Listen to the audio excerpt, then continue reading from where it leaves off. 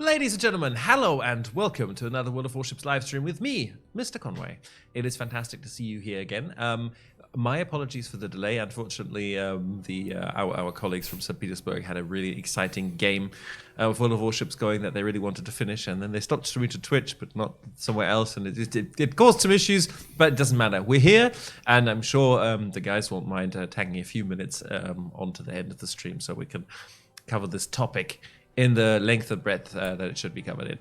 First of all, let me introduce my co-host here from our studio. It is, of course, the one, the only, Tucky. Hello, people, and it's gonna be fun today again. We have an interesting topic, and we have a very nice cast of guests. So, yeah, without further ado, I guess let's go to the introductions. Yes, let's say hello to everyone. First of all, let's say hello to everyone. Hello, everyone. Hello, everyone. Hello, everyone. Hello, everyone. Cool. Oh God, what's that? It's starting already. The madness is the madness. It's a muffin. It wants to die. Yes. So today joining us are not two, as usual, but three special guests, right? Yes, Jingles. Okay, go. Yes, We'll okay. start off with Jingles. Jingles, what's happened in your life? Oh, I've forgotten that was there. Your Finally silver arrived. play button, amazing. For how many subscribers was that? That was for 100,000 subscribers, so it's about 5 or 6 years late. So they should be sending you another 5 or 6 to make up for that. Better late than never. Exactly. YouTube, the light British Rail, they get there eventually. Oh. Do you want to introduce yourselves for the there is always a chance somebody doesn't know who you Sure. are. I am the Mighty Jingles, rockstar, horse thief, noob gamer extraordinaire, and apparently I have 100,000 subscribers on YouTube. Which is nice. Fantastic. Well, let's go next to our other regular, Mr. Drachinifel. Hello. Hello. Yes, so I am Drachinifel, as it says is on the label right there somewhere. Yes, I run the YouTube channel of the same name, and now me and Jingles have another thing in common because we both have this shiny silver thingies, and in this particular one, you can get a nice view of what looks like my right shoulder. Nice. Yes. And then, last but certainly not least, we have our extra special guest of the day, Mr. Jack Russell. Hello. Hi, it's good to see everyone again. Thanks for having me. Worked out well last time. Here representing United States Naval Institute, and looking forward to talking with everyone today. Excellent. Yes, we Yeah. figured if we are going to talk about one of the worst defeats in U.S. naval history, Oh, who no, better no. to invite Not one of. Not one of. The worst. Yes. Fantastic. So, yes, today's topic is going to be the Battle of Savo Island, which was quite a catastrophic defeat for the United States Navy shortly after the invasion of Guadalcanal. It's a really interesting topic. This is one of the few naval history topics I know something about because, yes, I have read the Hornfisher book per recommendation from the Mighty Jingles. So we're going to do this the same way we usually do this. So we're first of all going to talk to you a little bit about what is the Battle of Savo Island, what happened, who was involved, how did it end. Then we're going to address the questions that you guys submitted to us before the stream. So remember, this is the way it always works. 1 week before we go live with the stream, we'll post what the topic is and we'll ask you for your questions. And the guys then get to pick their favorite questions, which we'll address on stream. Just before People we start, on Twitch yeah. are saying #activate drops. Now, Twitch chat, don't make me angry. I'll get through it. Yeah, I know some of you are here for free stuff, so let me really make this abundantly clear. Drops are active, always. Even if it doesn't say sometimes they're not active, they're definitely active, trust me. Today, you can get four different drops. Not only our regular weekly mission drop, which will give you a mission to earn some in-game swag. You can also get Twitch containers. You also have a very rare chance to get our epic drop, which is Graf Zeppelin, a tier 8 premium carrier this month. And in addition to all of this, because Digital Gamescom 2020 is happening right now, and this is officially part of the 2020 Digital Gamescom schedule. We're actually on there. You can go check. You can also get our special Gamescom drop if you haven't gotten it yesterday or in the Russian stream. So you get some additional Gamescom camouflages and a Wargaming container, which can contain a day of premium time or doubloons or free XP. Or it's nice, it's free. So if you're watching on Twitch, you can get that. If you're watching on Steam or YouTube, consider going to Twitch, link your account, but you don't have to. It's up to you. Okay. By the way, there were some complaints in the YouTube chat that the stream seemed to have trouble from some people. So if you are getting, because from here it seems everything is going well and people are getting the signal as well, so refresh the stream. Yes, That if it should doesn't help. work, hashtag blame Conway, but honestly, everything should be fine. Cool. So, gentlemen, before we kick off, is there anything you want to point out in particular people should be paying attention to? Well, everything. Your channels, do things like Jingles does YouTube. Everybody does something, right? Am I allowed to make a shout out for something that's not related to my channel but is related to naval history generally? Yes. Go ahead. Okay, so the museum ship USS New Jersey over in the States, unfortunately, with the way things are going on in the world, although they can legally reopen and have been reopening, they haven't had the numbers of visitors needed to keep the ship open. So they've gone into kind of a hibernation mode until next Easter. So at the moment, they actually have a YouTube channel of their own, which is criminally undersubscribed, where they go over lots of various bits of naval history. Shockingly enough, they cover the USS New Jersey in excruciating levels of detail. But Who would have thought? They currently have a GoFundMe campaign going where they're basically trying to raise enough money to keep the skeleton staff there, to keep the ship intact and ready to reopen next Easter. And Drop me a link to our common chat Yep. on Discord, and I'll drop the link in chat. So, No worries. guys, we work with museums around the world, and we think it's really important for these museums to be able to survive and to stay active. So, if you do feel like supporting someone today, USS New Jersey certainly, I think, would be deserving.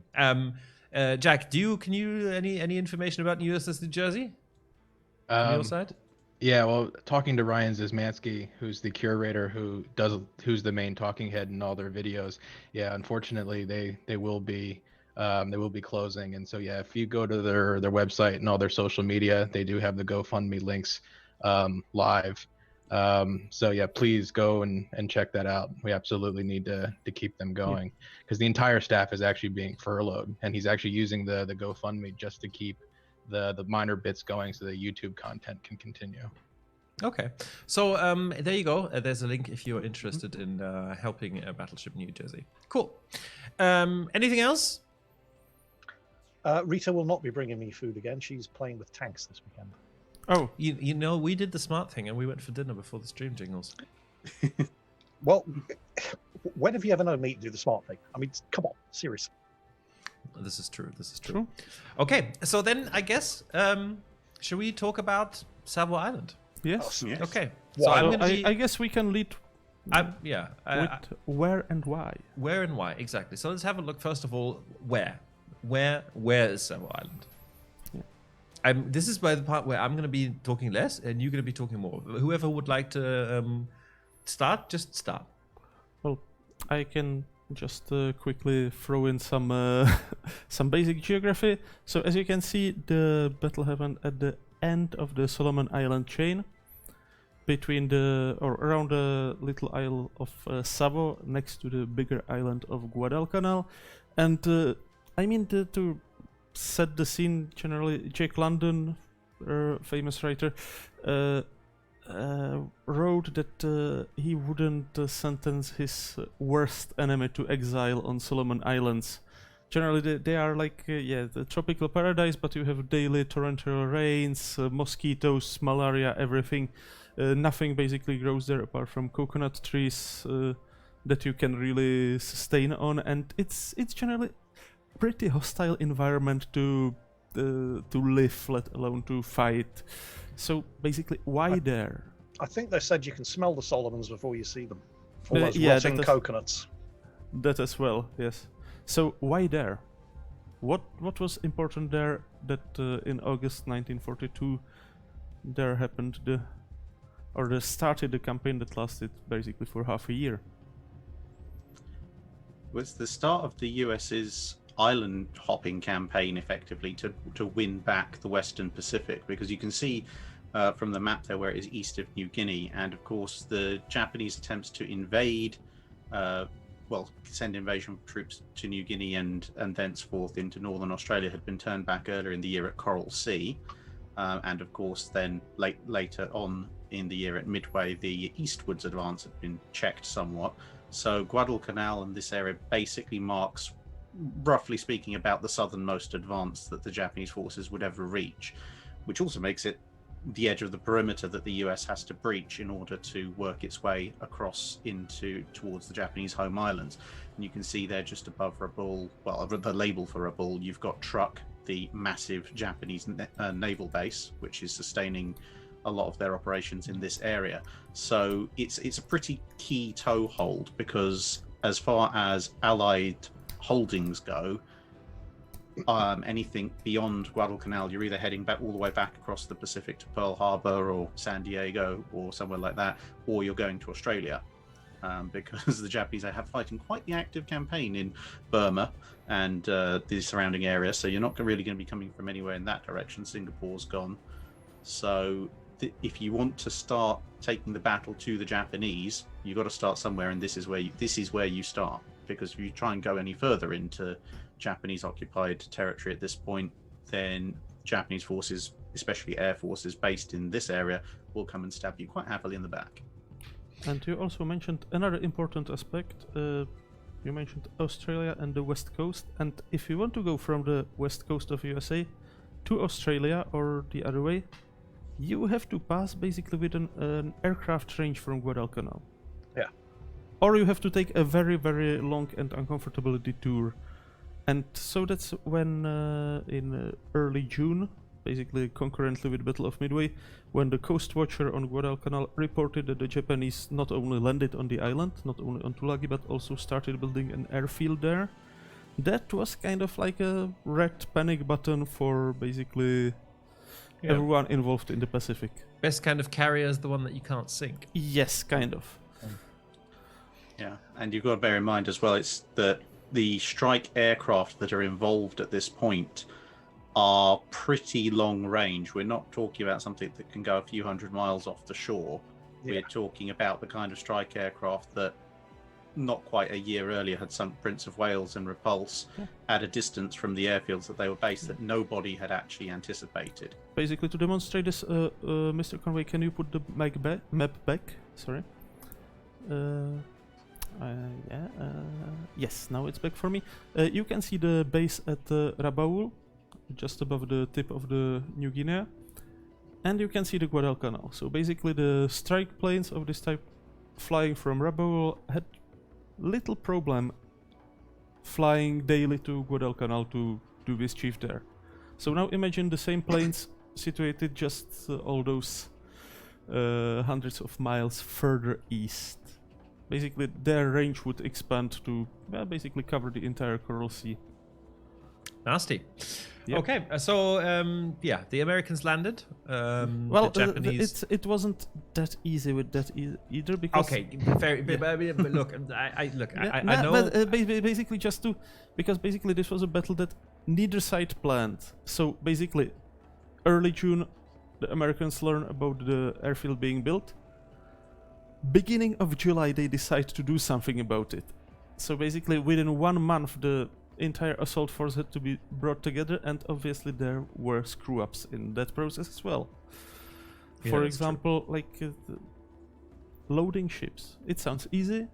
You just load stuff until the ship cannot take anymore, but if you want a combat loading, you need to basically mix the things so that the important things can be unloaded first. Water and ammunition goes on last, Yes. so you can get it off first. Yes, Halifax has a few things to say about having heavily loaded ammunition ships nearby. Yes. Yeah, guys, I can see that there are some questions in chat already, and look, guys, we're gonna get to questions from chat later when we have some time for them, right? Mm-hmm. And I also, I don't want to brush over things, but I also, we need to get to the battle so we can get into into the meat of things, right? So, the Japanese started building an airfield. Americans noticed. Americans came. Americans landed. So this is the situation, or this is the area in a little bit more detail. Go, guys. So It was primarily, I mean, everybody says it was the 1st Marine Division. It wasn't just the 1st Marine Division. It was primarily the US Marines who were under the command of General Vandergrift, who was a US Marine general. There were also some Army units there. The big problem that they had when they conducted these landings was air cover, because the overall commander was Admiral Fletcher, and he was a carrier man. And he's received a lot of criticism, not just since then, but at the time. Both Kelly Turner, the amphibious commander, and General Vandergrift, the Marine commander, were absolutely furious that he was only going to provide them with 2 days of air cover to cover the landings. And they said they needed 5, at least, in order to get all the supplies off. Fletcher has, like I said, received a lot of criticism. In fact, Kelly Turner almost came to blows with him after one meeting. The criticism being that he was a carrier man and he would always place the security of the carriers ahead of the security of the Marines ashore or the amphibious ships. But at the same time, you also kind of have to realize that America only had 2 carriers in the Pacific at the time, and it could absolutely not afford to lose either of them. So to a large degree, his confidence was, the Caution. confidence. The word that I can't think of, that's the opposite, his caution, yes, was well placed. But it did mean that they were under a lot of pressure to get those landings executed quickly. And the Japanese were going to contest it. They managed to get the landings themselves off, mostly, the initial troops ashore, mostly without incident, and without any serious Japanese counterattack other than the daily air raids by the Bettys and the Vals, because they were well within range of Japanese airfields further to the northwest. But it was that crucial 5 days when it was going to take to get those amphibious transports unloaded. And at the most, Fletcher was only prepared to give them 3 days of air cover because he couldn't afford to lose those carriers. And it was at that crucial moment, and again, this was not something that either side really planned, because the Japanese, even after the battle, assumed that the carriers were still there. They didn't realize the carriers had been withdrawn, which led to a lot of, I feel, unwarranted criticism against Admiral Mikawa, but I'm sure we'll cover that later on. I'm sure we will. Yeah. That was a very popular topic in the questions. Yes. And we've also got to bear in mind, as Jingles points out, that yes, the US wins Coral Sea as a strategic victory, not as a tactical one, but they definitely have won Midway. But at the same time, you look at their pre-war fleet carriers. You've got the 2 Lexingtons, 3 Yorktowns, and then you've got questionably Wasp, and you've got Ranger, which nobody sane wants to take into the Pacific. So you've effectively got 6 carriers. Of those 6, you've lost Lexington, you've lost Yorktown. Saratoga and Enterprise are making the shipyards a fortune by popping back in and out with heavy damage every so often. So even though you've got a technical and an outright win under your belt at this point for the US Navy's carrier forces, it only is going to take one reverse, and all of a sudden it's, oh, we don't have any carriers, and the Japanese do. Yeah.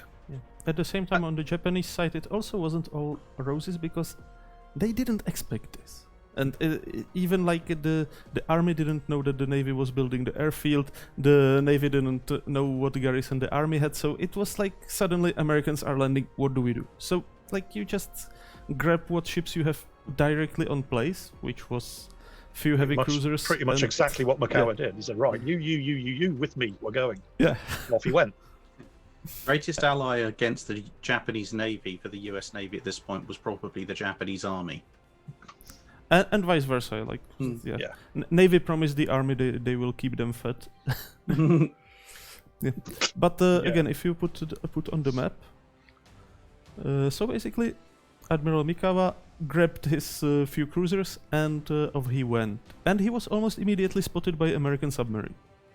That's the first yellow blip. SS-38, was it? Yes. Yes. Who sent off a sighting report. They weren't in a position to conduct an attack, but they were in a position to send off a sighting report, which wasn't acted on. But the sighting report, well, it was traveling through the channels. As far as I remember from the book, they actually did hear about the sighting report, but wrote it off as something too far, not related to them. Yeah, right? kind of. Like, cruisers of Rabaul, what are they gonna do? Next sighting report was a bit more interesting. It's the second blip, and that was the Australians. Yes, the Hudsons. 2 sightings, actually. 2 separate occasions by 2 separate Hudsons. One of which radioed off a sighting report, which was mostly dismissed. The other one did not radio off a sighting report, but filed a report when they landed.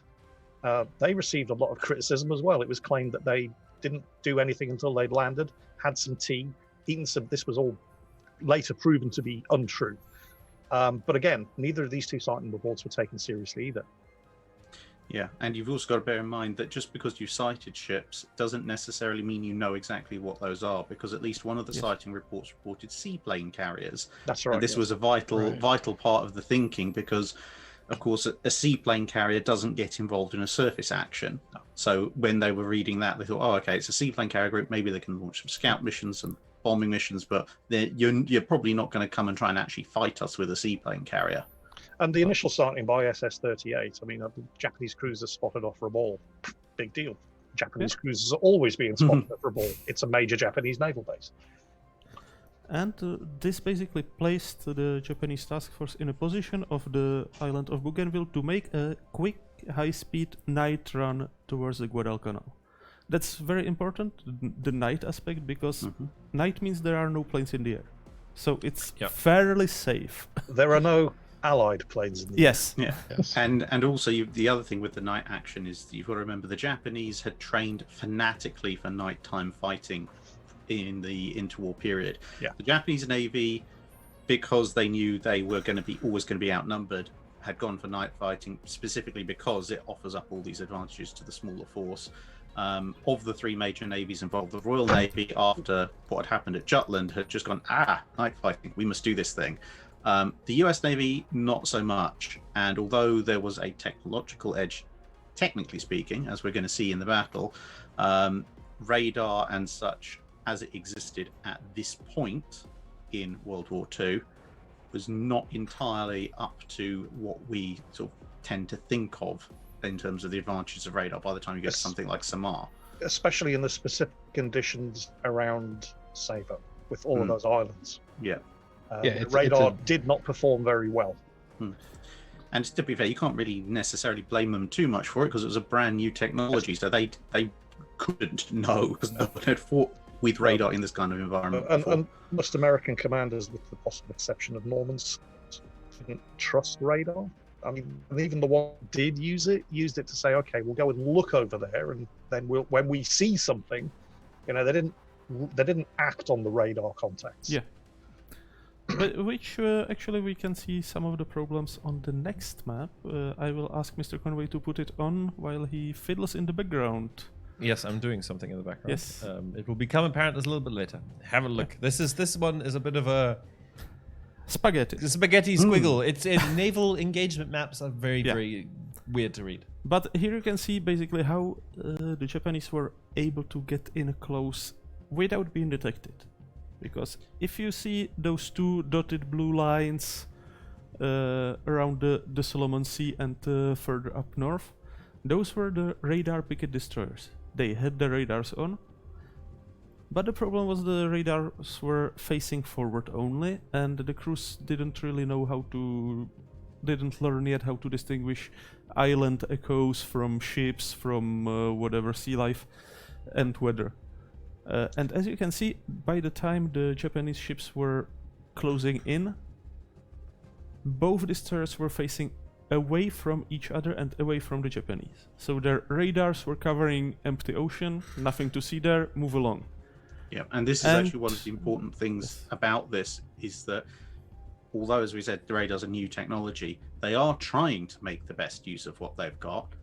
But because these tactics and techniques haven't developed fully, to be honest, these two destroyers, even with their radar and even with the fixed forward facing, as you can see from the tracks, their patrol patterns weren't coordinated. So good idea, put two radar picket destroyers up there to watch, but no one thought to actually coordinate the patrol patterns. So this is how we get the point of them going in opposite directions. There was no doctrine. They weren't operating in sectors and covering. They were just, okay, well, we'll go that way, you go that way, and that was as complicated as the tactics got. What happened there, even you can see the squiggle in the red line that denotes the Japanese course. The Japanese ships actually spotted one of the picket destroyers and took a little turn to avoid it. Yeah. Without being spotted themselves. Yeah, they saw USS Blue first, and then noted that the destroyer was heading away and didn't notice any sort of change in course.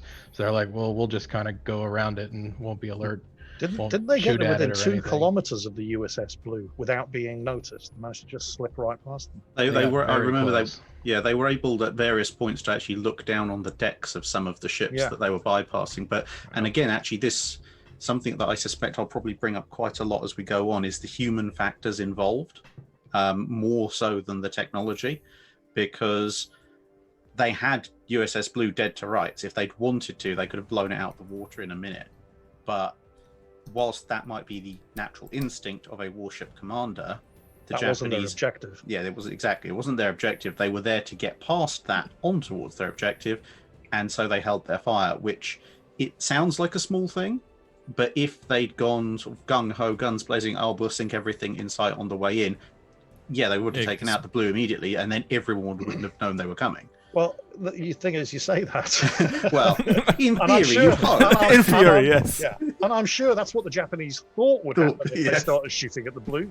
But based on what happened when they ran into the 2 cruiser groups later on, it's entirely likely that they could have blown the Blue out of the water and nobody would have noticed. This is the thing. Anyway, I think it's interesting though that at the time that he intercepted the Blue, Makawa actually thought that his cover was blown. Yes. And it wasn't until later when it was, in fact, that he actually had achieved complete surprise. So if he had thought that his cover was blown, he could have taken out the Blue just because he thought, but because it didn't, because it had no nothing to clue. lose now. Right. Because Yeah. it had no clue. So he was like, well, maybe we'll just keep on going and see what happens. Balls of steel. Yep. Jingles, by the way, sorry, Robert. Let me know when you want me to show that picture of those goggles you sent me. Oh, Actually, yeah, this well, might be a good idea. might be a good time. Okay. Yes, Hmm. because Yes. that Goggles. I actually have something written down to explain what those are. Those are Japanese night optics. And many, if not all, crew of the Japanese Navy were required to know their way to their posts in pitch blackness, be able to get there quickly with no illumination. Special optics like those and binoculars were designed and produced by Nippon Kogaku, who were the predecessors of the Nikon, I'm not entirely sure how it's pronounced, the guys that make the cameras. You see the size of the focal lenses. They were to gather in as much light as possible. They could clearly see out to, well, I think they estimated that a well-trained Japanese observer, and they only picked the people with the best eyesight and the best night vision, gave them special training and equipment like that, could spot a ship at night under optimal conditions with those things out to a range of 20,000 yards. That's Not only that, they used searchlights, flares dropped by catapult-launched float planes to provide illumination for the gunners, and the gunners trained in firing and zeroing in on targets that were illuminated by searchlights and flares. Something that the US Navy didn't do at all. So the Japanese were absolutely prepared for this kind of fight. And even though this is a cruiser-on-cruiser action, and they'd spent most of the interwar period thinking about suckering the US Navy into a big decisive battle, it's not actually that different from what they had trained for, because penetrating the US fleet screen, which would have been made up primarily of heavy cruisers, in order to get torpedo runs on the US battleships, was exactly what they were thinking they were going to be doing for the 1920s and 1930s. So this is effectively part one of Japanese decisive battle doctrine, which is, as we said, exactly what they're looking for. It's probably also worth pointing out that, okay, say under the optimal conditions, well-trained observers, spotters using optics like that at night, you spot a target, maybe group of ships or cruiser or whatever at 20,000 yards. As soon as you start shooting at them, you've given the game away. That's why they also trained with the Type 93 long lance torpedo, which could stealth attack the targets that you've spotted at that kind of range without giving away the position of the attacking ships. I'll just quickly clear a confusion that I see in the Twitch chat regarding what weird units are we using. So you might hear some Imperial units, and 1 yard is roughly 91 centimeters. So 20,000 yards would be something like 18-ish kilometers. Basically, what, 10 miles? 10 naval miles? Yeah. Yeah. The fun part about World War II is that out of the big navies that are fighting it, the US, the Japanese, and the British are all still using imperial measurements, and The Germans, helpfully, are using metric, and within that, even using annoying niche metric terms like hectometers, Yes. which even I had to look up when I first read it. So yeah. Unfortunately, for those of you who are used to the metric system, we're using the imperial measures because that's what everyone at the time was measuring in. Yeah, Britain didn't go metric until the year I was born. I wonder why. Yeah, but in any case, so thanks to the superior night optics, the Japanese cruisers were able to sneak in. They were able to actually get to spot the southern group of the 3 groups of Allied warships that were around the anchorage. They managed to spot them first, and they managed to close into basically knife fighting distance to some 2,000-3,000 yards without being detected. And that was a moment when basically it all went pear-shaped completely for the Allied force. Yeah. We say Allied force because, of course, there were 2 Australian cruisers there as well. Yes. Yeah, it's probably a good point actually to bring up that diagram we've got. There you go, that's the one.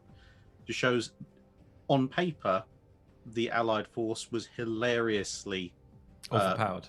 Overpowered compared to the Japanese, because it's not even just heavy cruisers. Chukai is the only modern Japanese heavy cruiser present. Yeah. All those the other Chukai ones was the Atago class, the rest was Aoba and Furutaka class. Yeah, so all the others are early to mid 1920s designs. So like Alba's got 6-8-inch guns. Pretty much everything on every heavy cruiser on the Allied side is 8 or 9 8-inch guns. So, and a lot heavier. So if you look on paper, the Japanese should have been wiped out in a matter of minutes. But as we're going to see, it didn't quite work out that way. Yes. It is worthy to note, though, that HMAS Australia of the Southern Force was recalled. The Admiral Crutchley had a meeting to attend. So yeah, the Southern Force was down a heavy cruiser, leaving just Canberra and Chicago. Mm-hmm. Yeah. And Crutchley put Captain Bode in overall command and didn't bother to tell anybody. In the command of the southern group, because Yes. the northern group was commanded from Vincent, and but yeah, nobody knew who is in command of what, basically. Yeah, it Well, strikes but me as a very weird thing to do in the middle of a combat zone when you've like just invaded, and then just kind of just going, oh. And you're expecting an attack. And I'm gonna go to a meeting. I'm not gonna take like a boat. I'm gonna take my heavy cruiser to go to this meeting because I'm an admiral. One wonders if it was a holdover of the absolute paranoia for signal security that the Royal Navy had in World War One and the interwar period. Yeah, could have been. Crutchley, obviously, for those who don't realise, was the officer in charge of the cruiser force, and he was a British admiral. So basically, yeah. If you switch back to the map, probably just to put because the big problem was that the Allied force was split into 3 groups. 2 of them were around Savo Island. The southern group, that was the Chicago and Canberra and 2 destroyers. The northern group, that was 3 Astoria class heavy cruisers and again 2 destroyers. The groups didn't have any mutual communication. So when the Japanese force spotted the 2 heavy cruisers and 2 destroyers, they went exactly according to their doctrine, which was first launch torpedoes and shoot only when the torpedoes are on target. Yeah. Can I just really give me 1 second? 1 second. Sorry, I have to do this for a second. Chat. This is just you and me now, chat. Stop the spamming. It's really annoying. Drops are active. If you don't see them, control F5 like a normal person. Don't spam. Even if the drops weren't enabled, even then, which they are, if you were to spam, I still wouldn't enable them for you because you're spamming. So stop spamming, or I'm going to have to start banning people. It's really annoying. Otherwise, we can't talk to you and can't look at questions, and it's just mostly annoying. Stop it. Thank you. Back to you guys. This was a PSA delivered to you by Mr. Conway. Conway. You will comply, or else. Yes, but when the Southern Group attack develops, it's actually quite interesting because Canberra, believe it or not, actually does spot the Japanese attack force before the torpedoes start exploding, and although at that point they're not at full action stations, they go to action stations, they're wheeling the guns around, they're getting ready to fire. They actually have a pretty sharp reaction, because remember, the purpose of this group isn't just to sit here and see if any Japanese ships are coming. They're here to protect the transports that are trying to unload. So they have a job to do. And Canberra, pretty much on spotting the Japanese group, it makes a hard turn. It accelerates up to a higher speed. It's getting ready for battle, and it actually has a pretty good turnaround time, all things considered, especially compared to Chicago, which is just awful. I can explain exactly why. Because the Canberra obviously is a Royal Australian Navy ship, and they're trained by the Royal Navy. And we had a different system for organising the ship's watch and station build to the one used by the US Navy. So what's a ship's watch and station build? When you join a ship, the first thing that well, not the very first thing, but on the first day, you have to go and check your position on the watch and station book, which lists where you have to be during cruising watches, during your off watch, during emergency stations, during defense watches, and during action stations, or general quarters, as the US Navy calls it. Now, this is a really, really good idea, because it means that no matter what is happening on that ship at any time, as long as you know where you are on the watch and station bill, you know where you should be and what you should be doing at any time of the day. Sounds like a great idea. And the US Navy also had a watch and station bill. But there was one major difference. In the Royal Navy and the Royal Australian Navy and the Royal Canadian Navy, because we trained all of them, excuse me, bitter experience had taught us that you have to have an off-watch and an on-watch action station. The ships in the cruiser force around Guadalcanal at that time had been at action for 2 days, covering the unloading of the ships. The crews were exhausted. So they reduced down to, I don't know what they call it in the US Navy, but in the Royal Navy we call it defense watches, where the ship are working 1 and 2 watch keeping.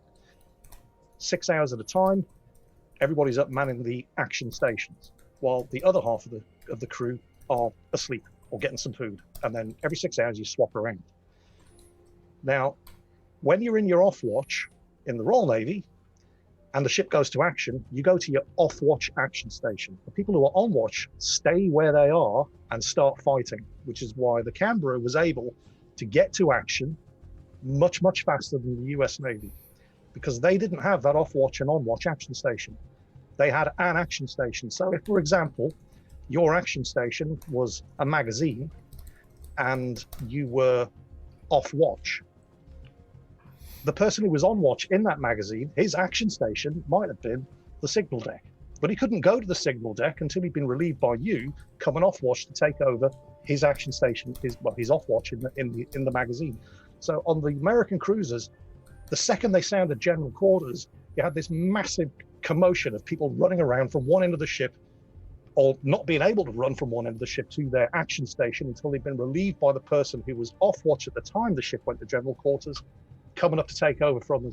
And it just took far too long for them to actually get into the business of fighting the ships, which is why the American cruisers, and I'll say this for the US Navy, they made a lot of mistakes, but they never made the mistake twice. They learned quick.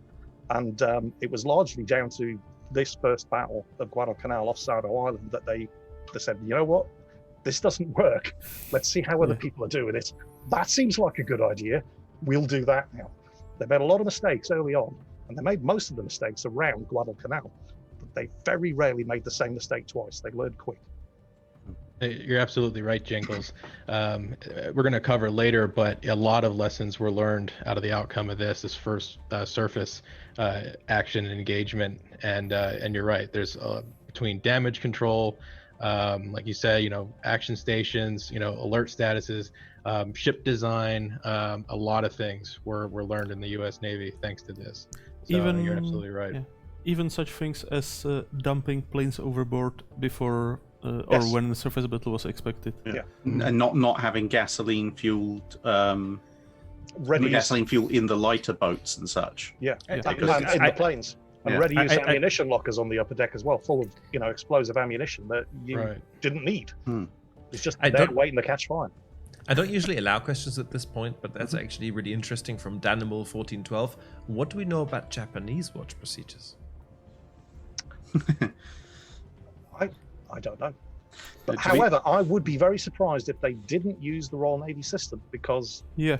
they were That's, trained by the Royal Navy as well. Yes, Exactly. and Plus, of course they were going in expecting combat, so they would have Yes. already been at full Yes. alert. No, in this regard, but I guess it's just like regular watch procedure. Okay, cool. Yeah. Okay, so they steamed in. They opened fire at point blank range. A lot of commotion happened, and as far as I understand from reading Hornfisher's book, I think one of the ships actually thought it was a mistaken friendly fire at first and kept radioing for them and signaling for them to stop shooting at them. That's in the northern group. That's Yes, the that northern was group. second phase of the action. northern In group, the yep.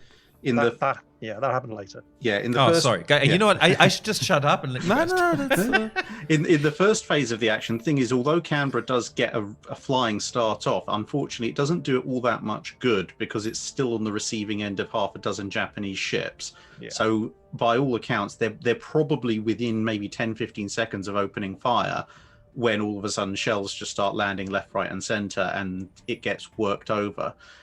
I think Canberra took 24 hits from 8-inch Right. guns in Yeah. the first Yeah. 15 minutes. The hilarious thing, to be honest, is less the fact that it was knocked out of action very quickly, more the fact it was still afloat. Although the bizarre thing, as you can probably see from that track, is that Canberra was actually facing its port side to the enemy, but when the fire slackens and Canberra's left drifting, it's actually listing to port, to starboard. Sorry, so Okay, it's well, engaged on the port side, but it's listing to starboard, which means it's actually flooding on the unengaged side. Yeah, that could have And- been excessive counter flooding. Well, Okay. there's a lot of question about that. There are some theories that say they might have excessively counterflooded. There's some theories that say that actually because of the close range, what you might have had is the 8-inch shells coming in and punching out lower down the other side, causing flooding that way. There's also some suggestions that around about this time, the log of the USS Bagley, with one of the US destroyers that's with the Yeah. group, They fired is torpedoes behind everywhere. it's behind Canberra. It logs that it fires torpedoes. No one ever really knows where they go because the Japanese don't ever spot them. But it's somewhat suspicious that shortly after Bagley fires torpedoes in the general direction of Canberra, Canberra comes to a halt, listing to starboard. And unless and until we find where the wreck is and properly explore it, I guess we're never going to know. But for whatever reason, Canberra is pretty much out of the fight almost as soon as it's in the fight. Yeah. Okay, so Canberra ended up sinking, if I remember correctly, right?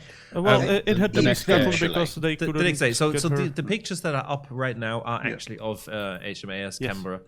So you can see she was afloat while burning and then went down. Yeah. The aftermath of the battle and as to why Canberra actually ends up sinking is another matter.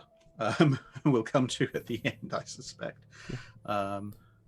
But Okay. yeah, then you've got Chicago, which managed to eat a torpedo, which Yeah. is not generally held to be good for one's health. But right in the bow though. So Mm. Yeah. yeah, not too bad. It's the curse of the New Orleans class to be hit by torpedoes in But the bow. to be fair, Chicago wasn't a New Orleans class. So No. it's like- Was Northampton. it was spreading the curse around, but Yeah. With U.S. cruisers and bow torpedo hits is just they have an unnatural magnetic attraction. Yeah, and guaranteed to cause a flooding. But yeah, so Captain, this is where another one of these failures comes in because earlier when Crutchley's gone off, when Captain Bode of the Chicago is told you're in command now of this group, his response upon being woken up by this news is basically go, that's nice, and go back to sleep again. Yeah. So he technically, as the senior officer now in charge of the group, Chicago should have been in the lead, but it's behind because he basically couldn't be bothered to move his ship Yeah. into the proper position. Now Chicago's being hit by torpedoes and all sorts of other wonderfully explosive objects and goes sailing off into the night with fires and flooding, but doesn't, and this is what we were saying earlier with communications, doesn't tell the northern group that there's a bunch of Japanese cruisers and destroyers nearby and they might want to actually do something about this. Yeah, they're all still sailing their patrol route, blissfully unaware of anything that's happening to the south of the island. Although Wondering what I- all the flashy is to the south. I was about to say, surely you would have heard and seen it quite clearly. well, they saw some not really clearly. It's pitch black night. You have rain squalls and stuff. They saw some flashes, they heard some explosions, but they didn't really know what's going on. Yeah, also, don't forget, while this is happening, there's a battle taking place on Guadalcanal, and the Japanese army are highly proficient at night fighting as well. So, it's just artillery and Guadalcanal. Okay. It's fine. And the other thing you've also got to remember, and this actually comes out of the US Navy after action report into the battle, is that they actually mark that by their own assessment, the US Navy at this point had massively overthought their own chances. They were hugely overconfident and believed that they were completely superior to the Japanese Navy in every way, shape, or form. And so, even for a number of people who may have seen the flashes, even if they had clocked that this was a battle to the south, there's every likelihood that some of their thinking may have been influenced by, the Southern force will handle it because obviously we will win. And this battle would shake them out of that idea very, very quickly. And as Jingles said, it was a very bad mistake for anyone who's, obviously I haven't, but I'm sure Jingles will back me up on this. Anyone who's ever served in the military, you never ever underestimate your enemy. No, unless you like 6 foot under and 6 foot long. But in this case, they had, and they were going to pay for it. Okay. So let's return, right? So the first engagement happens with the Southern Force. They steam past. What next? I look. You have to give a little bit more context for the squiggles, I think, and then we're gonna go. Yeah, basically, what the squiggles show clearly, the solid line shows red line shows the main group of the Japanese cruisers with the flagship.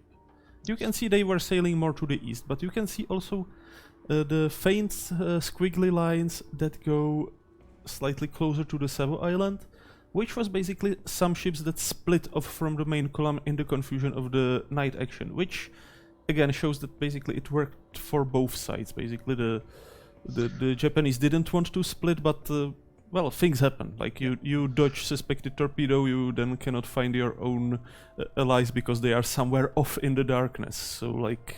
But this splitting of his force would actually work in Makawa's favor when he came around Savo to attack the northern group, because they basically caught them in a crossfire. And the other thing you've got to remember is that, and this again is a mark of just how good Japanese night fighting technique was at this point, around about the time that they're launching torpedoes at the southern group, one or more of the Japanese ships actually spots the northern group as well. So they're preparing, they know that the northern group is there, and they're preparing to engage them next, even before they've actually finished off dealing with the southern group. Can I just remind everybody as well, because this is anything that's actually really been mentioned, there's the Japanese cruisers with their spotter planes. They had the planes aloft. They were using the planes to spot the targets and dropping flares on them. So all of these people on the American and Australian cruisers, they can hear aircraft. They're not going to be Allied aircraft, because Allied aircraft don't fly at night. And yet still, nobody went to action stations until torpedoes started hitting ships and guns started firing. Actually, on one ship they went to action stations because something smelled fishy. But they didn't know what's happening, so just, okay, they went to action stations, but then what? Like, you don't have target, you don't see anything. Until the lights turned on. And, well, then it was a bit too late. I think now Mr. Conway has another set of photographs to show. The Astoria. Hello. Sorry. Look, I just had to ban Hitler from chatting on YouTube. Wow. If only it was that easy in real life. Yes, unfortunately. Astoria, and Vincennes. Yes. So basically, the northern group was composed of 3 heavy cruisers of Astoria class, which you probably better know as a New Orleans class as a result of this battle. Spoilers. Yes. And basically, this is what happened to them. The night picture is actually taken, I believe, from the Japanese ships. And it shows Quincy, I believe, caught in the spotlight and under fire and basically doomed. Because at this moment, the torpedoes were incoming, the fire was coming from both sides, and all this while, as Jingles described, the crews were trying to frantically get from one end of the ship to another to their action stations. And look at how close they are. Yes. I mean, at that point, they've already been hit by torpedoes, and then the searchlights have turned on and the guns start firing. Yeah, and the northern group action is all pretty much almost as decisive as the southern group action. And the thing is, I know we're talking a lot about the ships, and we've made the distinction between the technology involved and the men involved. Obviously, because you've got more heavy cruisers, more radar, more everything on the Allied side, but the Japanese are winning this. The interesting thing is in the northern action, the northern group exchange, a few of the Japanese ships do get hit because, well, there's more targets and they have had a little bit of warning. So the Allied ships do get some shots off, and the shots that actually do hit do surprising amounts of damage. Especially to the Chokai. Yeah, Makawa's flagship took a hit in the flag room, like 20 yards away from Makawa himself, and killed 32 men, although he wasn't injured. And when you compare that to a lot of these ships, whether it's Canberra or Vincennes or Quincy or Astoria, they actually take an awful pummeling to go in order to make them go down. They're very, very tough and durable ships. It's just the Japanese have all the advantages to chuck as many shells as they like at them. So it does raise interesting questions when people want to look at the various what ifs. It does appear that if the Allied force had actually managed to bring its guns to bear, they would have been able to do a serious amount of damage very quickly. But as we said, they weren't able to, and long lances start coming in, and it's not a good time to be on a US cruiser. Yeah. No, not at all. Basically, the Quincy, the ship that was on the picture, was very quickly reduced to basically being unable to fire main guns, and the only resistance was 2 anti-aircraft mounts that were just... I think Quincy lost all power. All of her boilers had been hit, and just completely powerless. If I remember correctly, it's actually, and again, this shows that once they're actually in action, there is still an aggressiveness and a willingness to fight. Because if I remember correctly, I believe it's Quincy is actually the last order that's given before 3 torpedoes arrive is to turn and charge. Yes. So they've seen at least 1, maybe 2 of their compatriots already hit and burning, and Quincy is now outnumbered. But the captain's reaction is actually, you know what? We're going to charge headlong at these guys. So there's a will to fight, and they're not incompetent. This is the thing you've got to take away from it. It looks like it when you look at just the pure action reports, but they're not actually bad ship commanders. You don't get command of a US Navy heavy cruiser by being a complete idiot, with the possible exception of Captain Bode. But unfortunately for Quincy, it's literally let's turn to port and charge, and the next thing that happens is they get 3 long lances, which rather puts paid to any attempts to go anywhere fast. And they're getting shot at from both directions anyway, so whichever way they turn, it doesn't matter. They're still getting hit. Yeah. It's a testament to the ships themselves too, because pretty much every ship takes 2-3 long lance torpedoes, and that's pretty impressive. I mean, none of them exploded in a spectacular fireball and broke into pieces. They all sort of managed to stay intact and maneuver, and obviously lost power eventually. But no, it's definitely good engineering there. Yeah, and the ship's designs were improved further as a result of this. The fire main, for example, the pipe of high pressure cold seawater that runs around the ship that you tap into for firefighting. At the time, on those designs of ships, if it got burst, as it did in multiple places, when you're getting hit by that number of shells, you were buggered. You had nothing to fight the fire with. And as a result of this, new fire mains were fitted, and I forget the exact name of them. They had a special fancy name, but it meant that they could be patched easily, much, much more easily. And as we have discussed in previous videos, particularly videos, live streams, American damage control became second to none as the war went on. And as basically the biggest problem all 3 cruisers actually had was probably the fire, even bigger problem than the torpedoes hitting them, which is saying something. Because basically, if you know the New Orleans class from the game, you will notice that the aircraft facilities are basically right smack in the middle of the ship. Yes. And there were planes on the catapults, there were planes in the hangar, there was a lot of combustible things around the hangars. Planes were fully fueled as well. Yes, and Right. once the Japanese fire started incoming, it basically set them on fire on all 3 ships, and that basically meant that all 3 cruisers were basically split in half. Like the people from the front half of the ship couldn't communicate even with the people from the aft half of the ship. I think it was on the Vincent where actually, when the order to abandon ship was given, the captain was surprised to find that there were still quite a lot of people on the aft, and the people on the aft were surprised that somebody survived up front, because basically on both parts of the ship the people just saw the inferno in the middle and thought that like nobody can be alive behind Oh, that. So Also, when your ship's burning like that, the Japanese can turn the searchlights off, and then you can't. Oh, see yes. what they're shooting at. Which they did. You can't see what Yeah. to shoot back at. It's a self-reinforcing problem because you're illuminated like a torch. Everyone can see you. Everyone can keep shooting at you, and whilst obviously it is quicker and easier to sink a ship by letting water in the bottom than by burning things and letting air in the top. In a night both action, works. if you're hit by a torpedo and you crawl off into the darkness, it's going to be very difficult to find you again. And this is why Chicago, for all the bad commanding that was going on there, Chicago's actually still afloat by the end of all this, because it's been hit and it just wanders off into the darkness and Just kept sailing west for Yeah. 20 minutes. who's gonna go and find it? Whereas once you're on fire, everyone's like, oh yeah, well keep shooting at the fire thing, and then the fire keeps burning and spreading, and you attract even more fire until something even worse happens.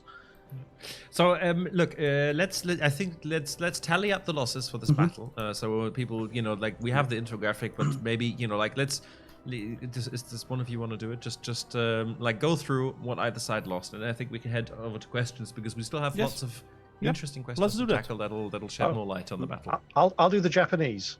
yes. Okay, we're done. Now let's move on to the American and Wait, Australian. wait. Well, Two That's not ships true. were I see. two I ships see- were damaged, Okay, Yeah. but they weren't lost. and one actually heavy cruiser Kinugasa Those torpedoes. ran the day after the battle into submarine torpedoes and Yes. sunk. Well, I got torpedoed on the way home by submarines. There's a bit of a beleated action Yes. there. Yeah, But a little the- bit sneaky to count it here. Yeah, the on the Allied side, obviously you've got Vincennes, Quincy, and Astoria all gone. Chicago's badly damaged. A couple of the destroyers are badly damaged. Amber has to be scuttled the next day. Yes. Well, this is what I was going to come to, because with Canberra, come the morning, Canberra's actually still afloat. It hasn't, apart from possibly Bagley, it hasn't actually eaten any long lances, and they've almost got the fires under control. But the Admiral in overall charge, I believe it's Turner. Turner was the amphibious commander. The Admiral in yeah. overall charge was Fletcher. Gotcha.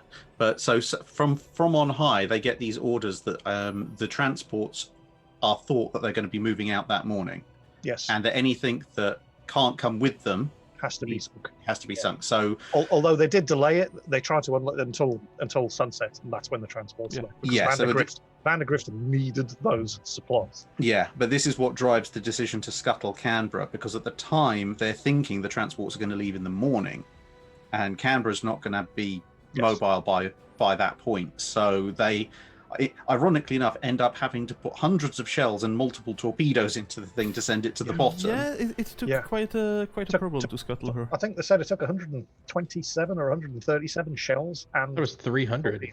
oh, sorry, Yeah. no, you're right. It was 327 shells and multiple torpedoes to Torpedo. sink the Campbell. Yeah, and then it turned out sort of literally 15-20 minutes after they got that message, it was, oh, by the way, we're going to spend the rest of the day unloading the transports. Yeah, Don't so worry. you have another 10 hours. You could just And, imagine everyone just going, why? You couldn't have told us that 10 minutes ago.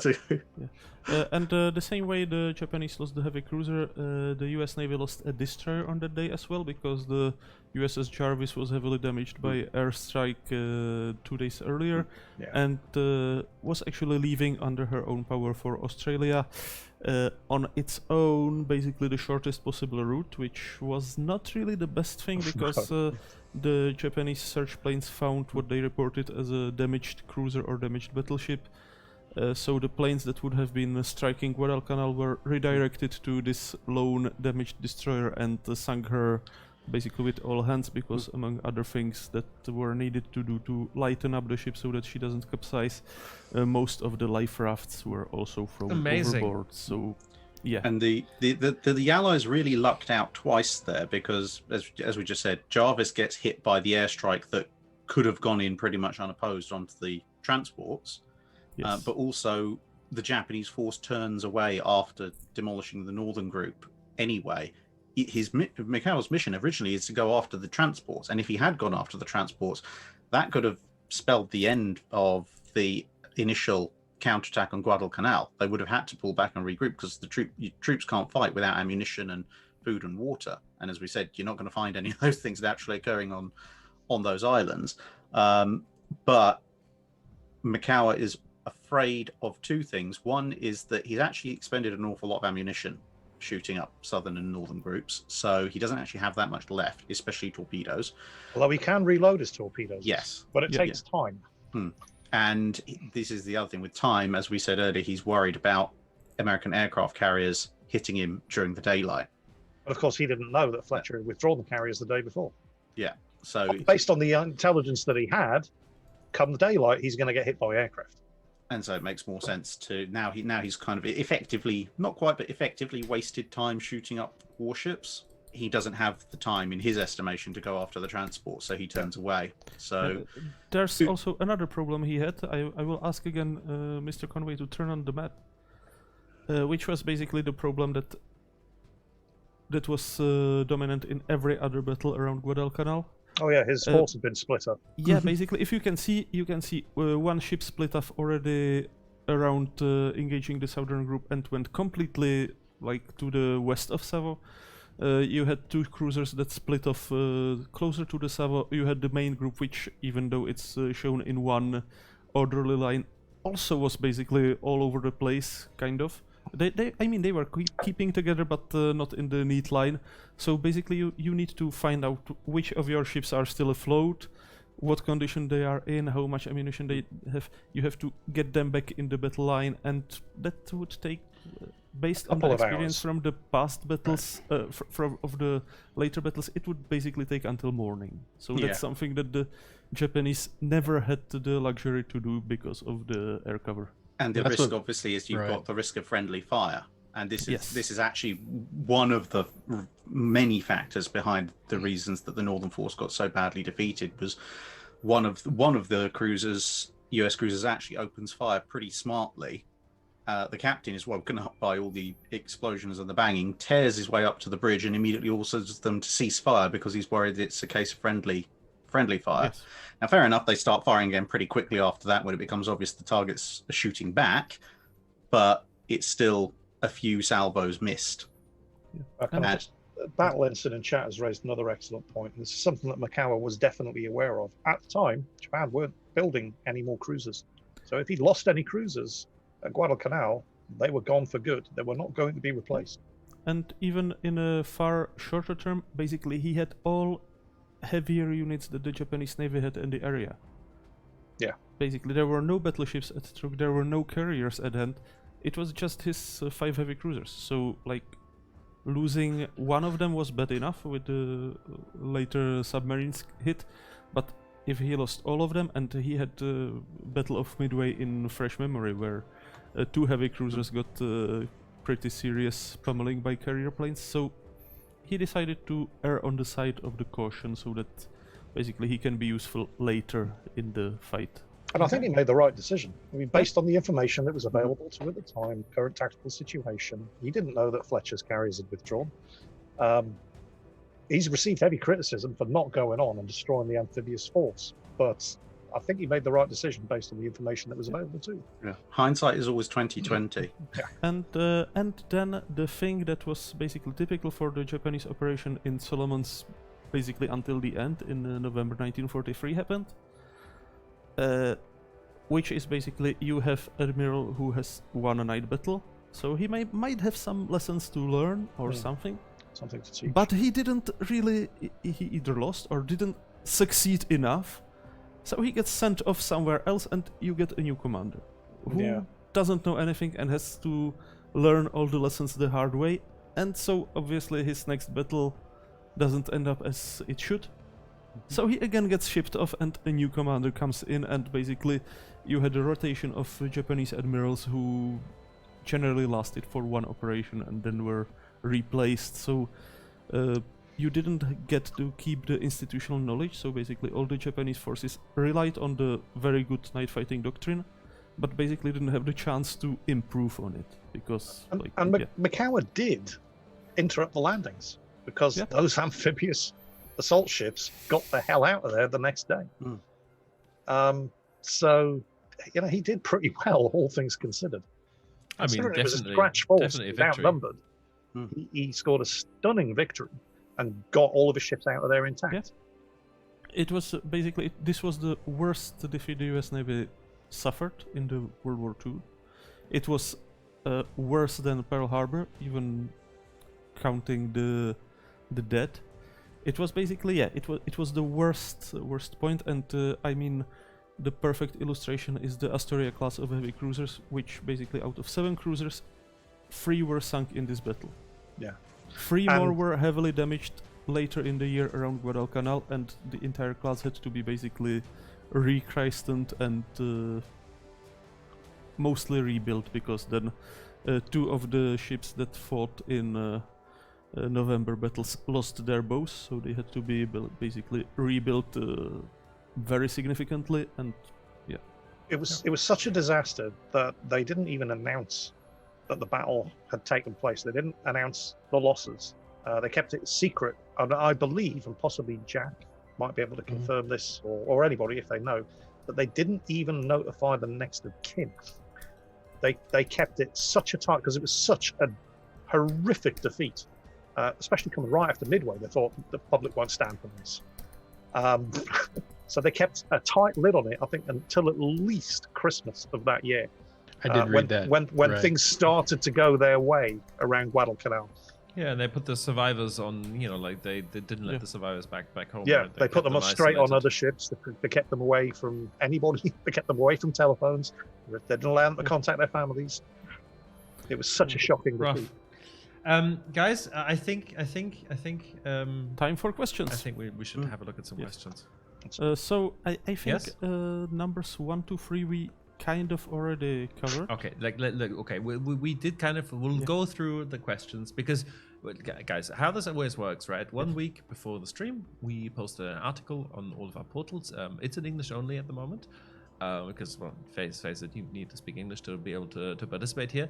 And you can submit questions, and if the guys think they're interesting, we will answer them. So we'll discuss them. So, our first question is from, oh God, now I realize that my questions are inverted.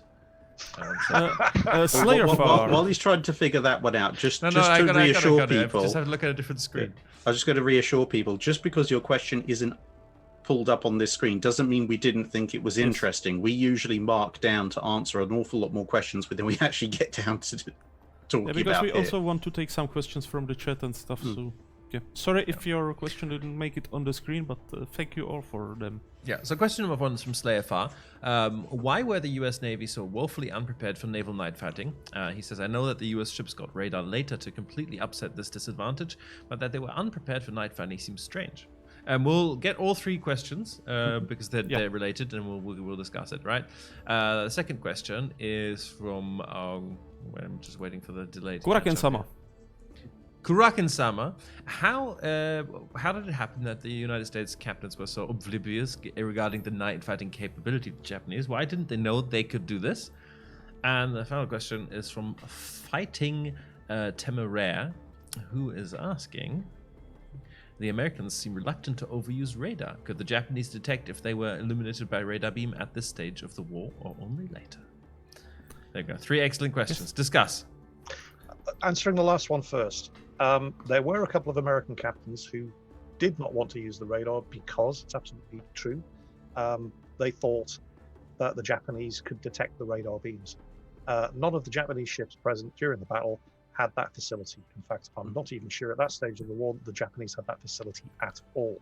No, they would eventually get it from most of the technology for that they'd actually get from the Germans via U-boat. All right. But what you have to realize is that the Americans had the radar. They knew that it is possible. So basically, you assume that if you can do it, the enemy can do it. Yeah. It's like. Yeah. Well, the thing is with the night fighting capability, it's kind of there's almost three strands to it. One is, as we mentioned earlier, the Japanese have gone all in on night fighting. So they're going to have a natural advantage because they're focusing on it as a key part of their battle doctrine. Whereas even if the Americans had invested some training into it, it would have been an aspect, not sort of a front and center part of it. The second part is that the Americans were thinking in terms of day fighting for the most part. So they had radar, as we said, they knew something of what it could do, but it was a new technology, so they didn't know exactly what it could do, but also it was new technology, so its actual capabilities were somewhat minimal. It's in some ways kind of similar to how the initial course of the U-boat action in the Atlantic went, with everyone thinking that ASDIC, what we now call sonar, would detect everything, and it turns out actually that's not how it actually ended up working. And the final aspect, which again we mentioned at the top of the stream, was that the US Navy was pretty much convinced that they were better than the Japanese anyway, for various reasons. And so if they couldn't do it, then surely the Japanese couldn't do it. So if they're sailing around half blind with this new technology is pretty much the only thing that allows them to see very far, well, the Japanese are either going to be that capability or less by definition. And so this is one of the things that comes out in the US Navy After Action report. They very specifically pick up on this and effectively, in slightly more polite terms, do the naval equivalent of bold red letters, double underline, don't underestimate the Japanese. Especially at night. Yes. Answering the question about why the Americans weren't aware that the Japanese were so good at night fighting, that this was before we had spy satellites. It's before we had U-2s and Blackbirds with night vision, high resolution cameras. And Japan was training in its night fighting to fight America. They didn't invite American observers to their night fighting training exercises. This was a long time ago when surveillance technology was basically, you had to have a guy there with a Mark I eyeball, and if you were lucky, a camera. So it's actually not surprising that America didn't realize how good Japan was and how much practice Japan had put into this form of warfare. And there were even like tiny minutia that also have also have influence. For example, even just the method of firing the main guns, because the Americans were kind of religious about the rate of fire, but also dispersion. And firing all guns in a turret, especially if they are close to each other, basically messes up the dispersion. For central gun messes up the side guns. So the American ships fired the guns with slight delays in the turret to basically get kind of a rolling salvo. It was a split-second difference, but still it was enough to negate this effect. While the Japanese, because of the focus on the night fire, accepted this as a trade-off and fired the entire salvo at the same instant, because that gave them chance to basically give a sound warning so that everyone who was on a lookout, who needed night vision, had time to close their eyes. Salvo goes, you open eyes, you have your night vision preserved. And this was, for example, tiny detail that is very important in such situation. That's a good point there. So shall we go to the second question? The second question. Technically the fourth question.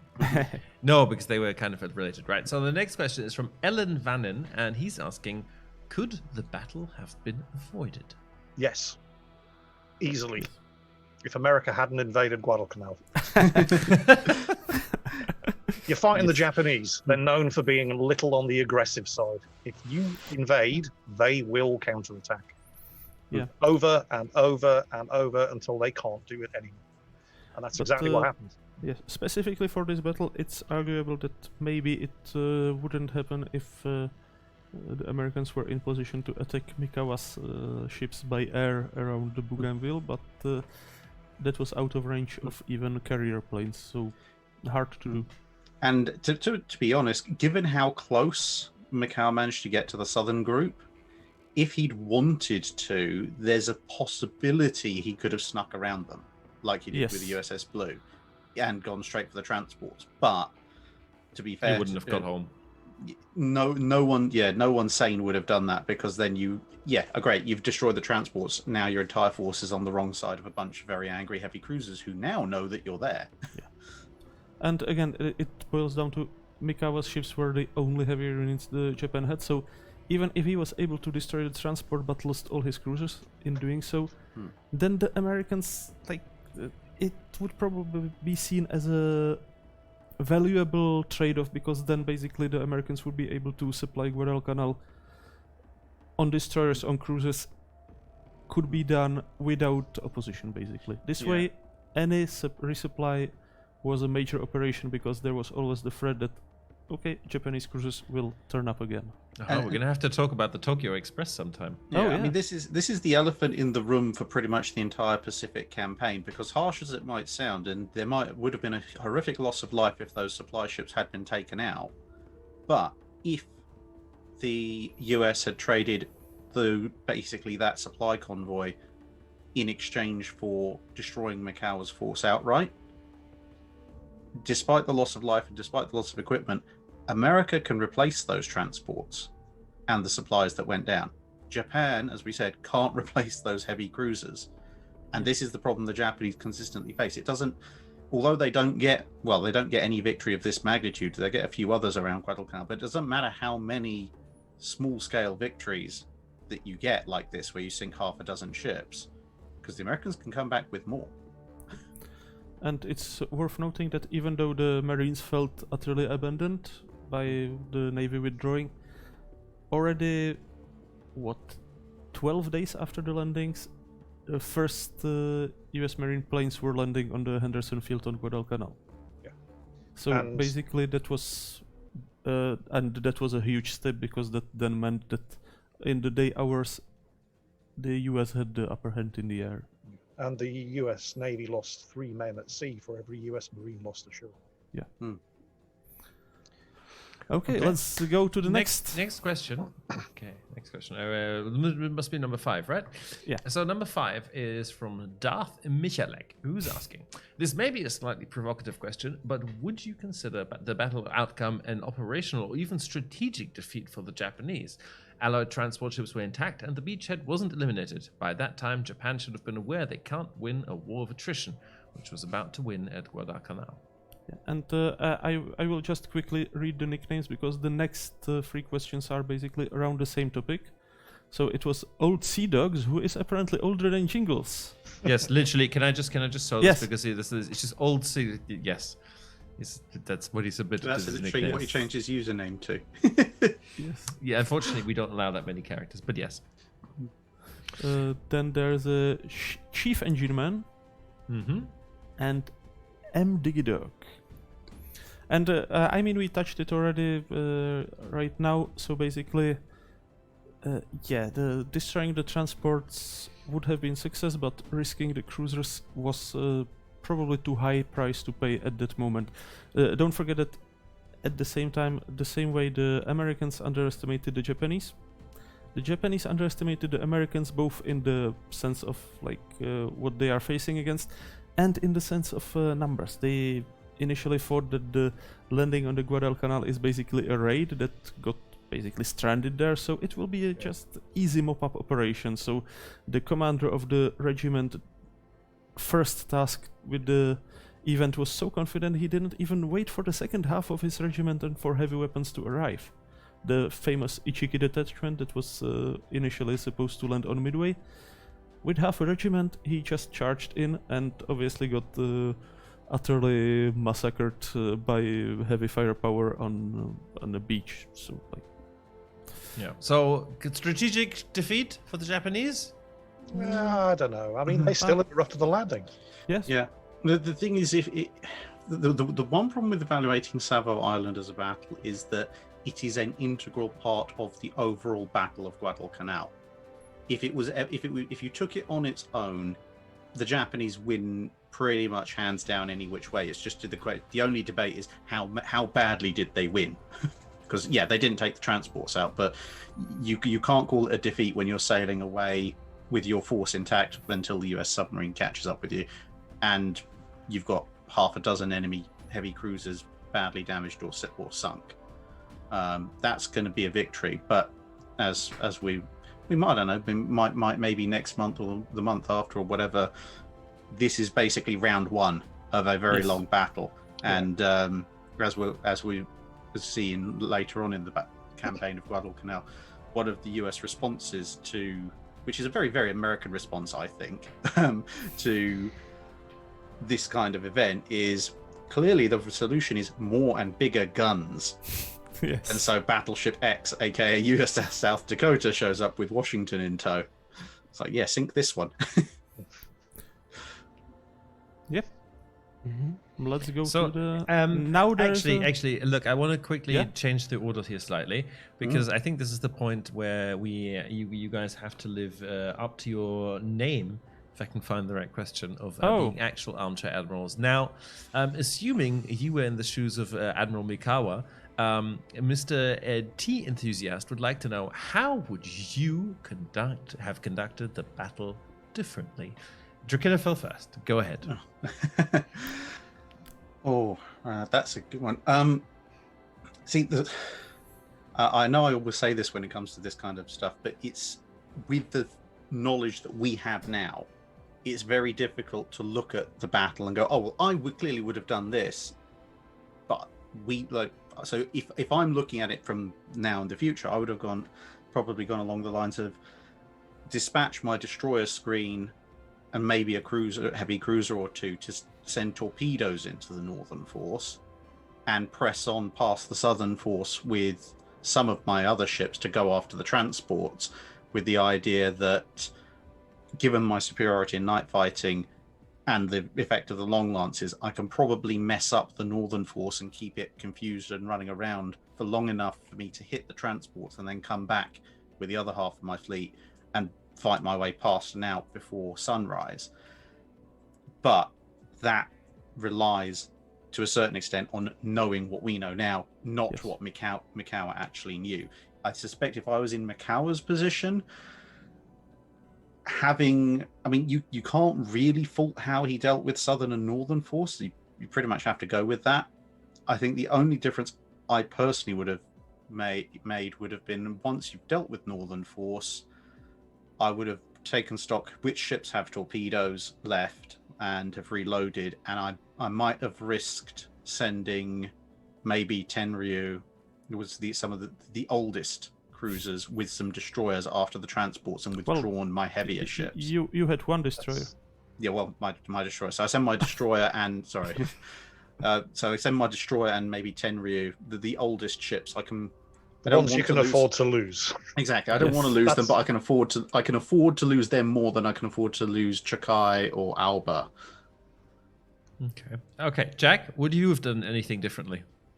No, I think Drac hits it pretty much on the head. It's, in hindsight. So, in U.S. Navy terms, as an American, I would be like, okay, well, I've defeated Southern and Northern force. All my units are intact. I fired off 40% of my ammunition. I still have a number of hours of darkness. I only have a little bit further to go. Sure, let's go in there and take out some transports.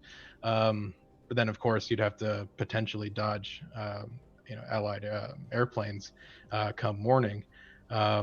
Plus, also, that hit that Chokai takes from Quincy, it's such a random bit of luck, but it takes out a lot of the navigational charts that Mikawa has to navigate the area. And so part of his reasoning for leaving is, I don't feel comfortable with these heavy units, in around these islands. So it's really difficult to say. Of course, the Army had said too, we are confident that once you take out these heavy U.S. units, that we can take care of the forces on land. So he goes, okay, well, I won't risk my cruisers. Actually, to what you just said about the maps, for example, when the U.S. side was putting together intelligence they had about Guadalcanal, which was basically nothing, because it was like end of the world that nobody was really interested in. So they found that like the newest navigational charts were basically a generation old, like several decades old.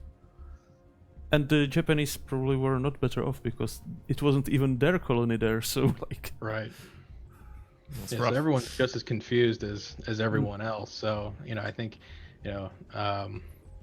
again, this is going to be the American in me, but I probably would have taken my larger units in and taken out the transports and tried to accomplish like the ultimate. Because I mean, if you had done that, and you might have been able to, I know we use this word, but you might have been able to score a decisive victory, which, would be very, very difficult.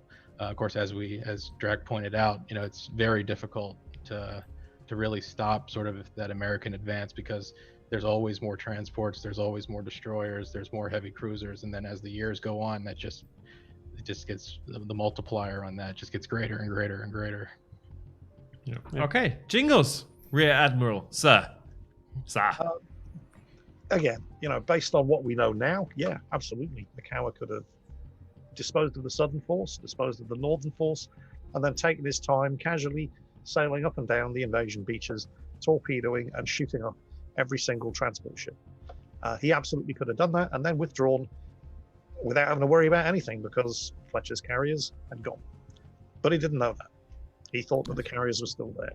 So he could still have sunk all of those amphibious ships and achieved a decisive victory, but then he would have had to withdraw in daylight, and his ships would have been vulnerable to the aircraft that he, according to all intelligence estimates, were going to attack him if he was caught in the open in daytime. So I think Mikawa did absolutely everything that he possibly could have done under the circumstances without losing any of his ships, and that's exactly what he did. Okay, good. Nice. Yeah. Look, chat. Sorry, I'm going to have to probably push the wrong button here, because I'm not entirely sure which question we're up against now. So we've done Diggy Dog. So the next question would be from Street. Yes. And Stressed. He's saying, at Savo Island, first, can the panel offer their opinion whether HMAS Canberra was sunk by a Japanese torpedo or US Navy one? Second, does the US Navy now have a position on that theory? And third, if the US Navy was the cause for the loss, what is the panel's view whether this is the real reason 2 subsequent ships in the US Navy have been named in Canberra's honor? Conspiracy theories. I love it. Who wants to take this? I think this is Jack's question. Right. So I looked really hard into this, and I exhausted a lot of resources. I couldn't seem to find where the U.S. Navy had like an official position. Obviously, there's a lot of evidence that would suggest that Canberra did take a torpedo from the destroyer. It's just, and crew members on Canberra also said that that's what they had witnessed. It's really hard to say. Of course, if you were ever able to find the wreck, the Canberra was torpedoed, to scuttle her. So could you make out a difference between torpedo impacts, on that side? It's really difficult. I will have to say, in a lot of the Australian sources that I found, none of Australian Navy sources, none of them pointed a finger and said, well, we believe that that's a possible reason. So, I mean, correct me if I'm wrong, but even the Australians, I don't think want to say that Canberra had sinking initially was a fault of an American torpedo. I can say, though, that the U.S. Navy has a long-standing tradition of honoring its allies. So when you talk about the Baltimore class cruiser USS Canberra later in the war, and then the LCS Canberra, which is currently under construction, again, I just think it's following that sort of tradition.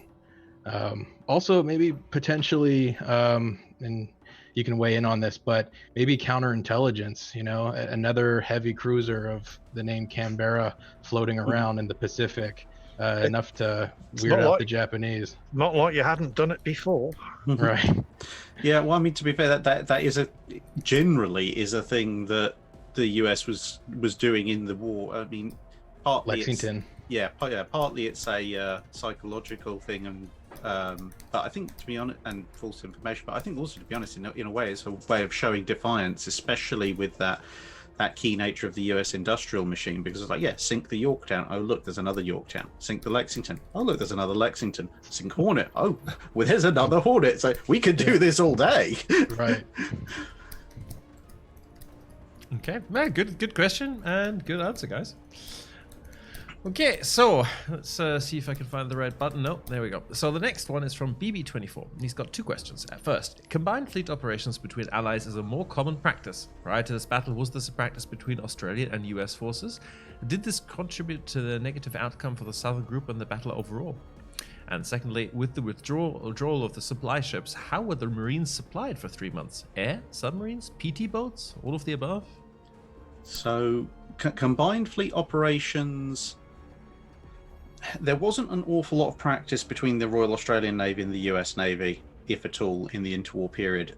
There was a lot of practice between the Royal Canadian, Royal Australian and Royal Navies, to the point that they were effectively interchangeable. You don't see that so much in the Pacific, because obviously the Royal Navy's mostly concerned for a lot of the war in the Atlantic, North Sea and Mediterranean, but you do see it quite a bit in the Mediterranean with ships like HMAS Sydney, which will show up. They'll integrate straight into a Royal Navy force structure. They'll even be given command of their own task forces and sent off, and they're pretty much treated as all part of one big navy, which incidentally is exactly what the Americans were worried about when it came to the Washington Naval Treaty. But yeah, operating with the US Navy was not something that the other allies... Actually, sorry to interrupt, but, and I might be wrong here, so feel free to correct me, but at the beginning of World War II, weren't they not just effectively one big navy, they were actually one big navy? Because the Australian Navy at the beginning of World War II, I'm pretty sure it was the Australian division of the Royal Navy. Yes. And it wasn't until midway through the war that they actually became separate navies. Yeah, the politics of it are a little bit interesting. It's broadly speaking, I think the best way of summarizing it is, in World War One, Canada, Australia, and New Zealand showed up because, as part of the British Empire, they had to show up. In World War Two, they showed up because they wanted to, because they were independent by that point. But disentangling at what point does the Royal Australian Navy become distinctly its own force is a little bit of an interesting one. But yeah, no one had really contemplated operating alongside the US Navy pre-war, so it was still very much a learning experience at that point. And of course, you've got APDA command shortly beforehand of the Battle of the Java Sea, which was just a prime example of exactly what could go wrong when you try and throw together half a dozen different ships from different navies that haven't actually really cross-trained with each other before.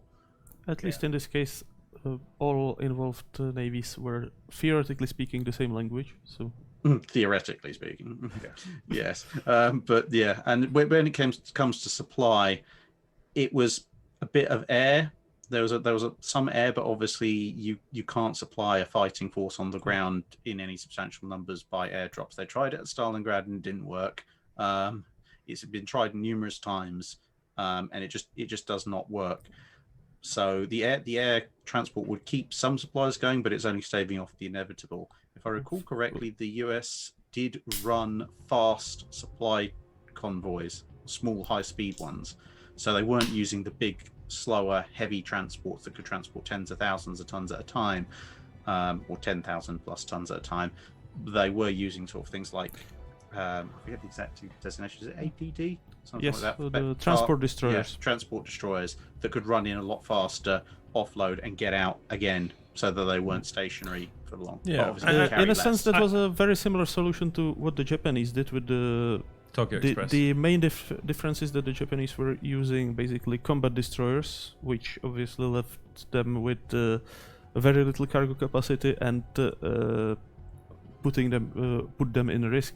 The APDs were generally like older Clemson or Wickes class ships that were basically stripped of most of the armament and turned into fast transports. But thanks to once the Henderson field started operating, the US had a bit of more leeway and they could actually get in, unload and get out larger transports as well. It was still risky, but if they were reasonably sure that there will be no surface action, it could work. Yep. But I also remember from reading the book from Besson Fisher. It's like this is the the only Marines book you have ever read. about Savo Island. Yes, yes, but they didn't have a great time. Like there was a tough time on Guadalcanal. Yes, and what was very good for the US Marines was that they were able to basically take the airfield without much opposition, because the Japanese commander on spot, with mostly labor units, without heavy armaments, without anything, retreated in the jungle and left behind basically equipment that allowed the Americans to finish the airfield, and at the same time left behind quite a lot of supplies of food, which came in quite handy. Even so, the Marines had to go on kind of starvation rations, but only for a limited time. The Japanese had it much worse. The thing you've got to remember about the Guadalcanal campaign, as Jax mentioned earlier, and Jingles as well, is the US Navy wasn't in the habit of making the same mistake twice when it could possibly avoid it. They were constantly adapting. Guadalcanal, I mean, you've had Coral Sea, yes, you've had Midway, but Guadalcanal is really the crucible in which the US Navy that we're all familiar with in the second half of the Second World War is really forged, because they go into it with technical wins but tactical losses, one decisive win that still hurt quite badly with Yorktown going down and Enterprise being damaged.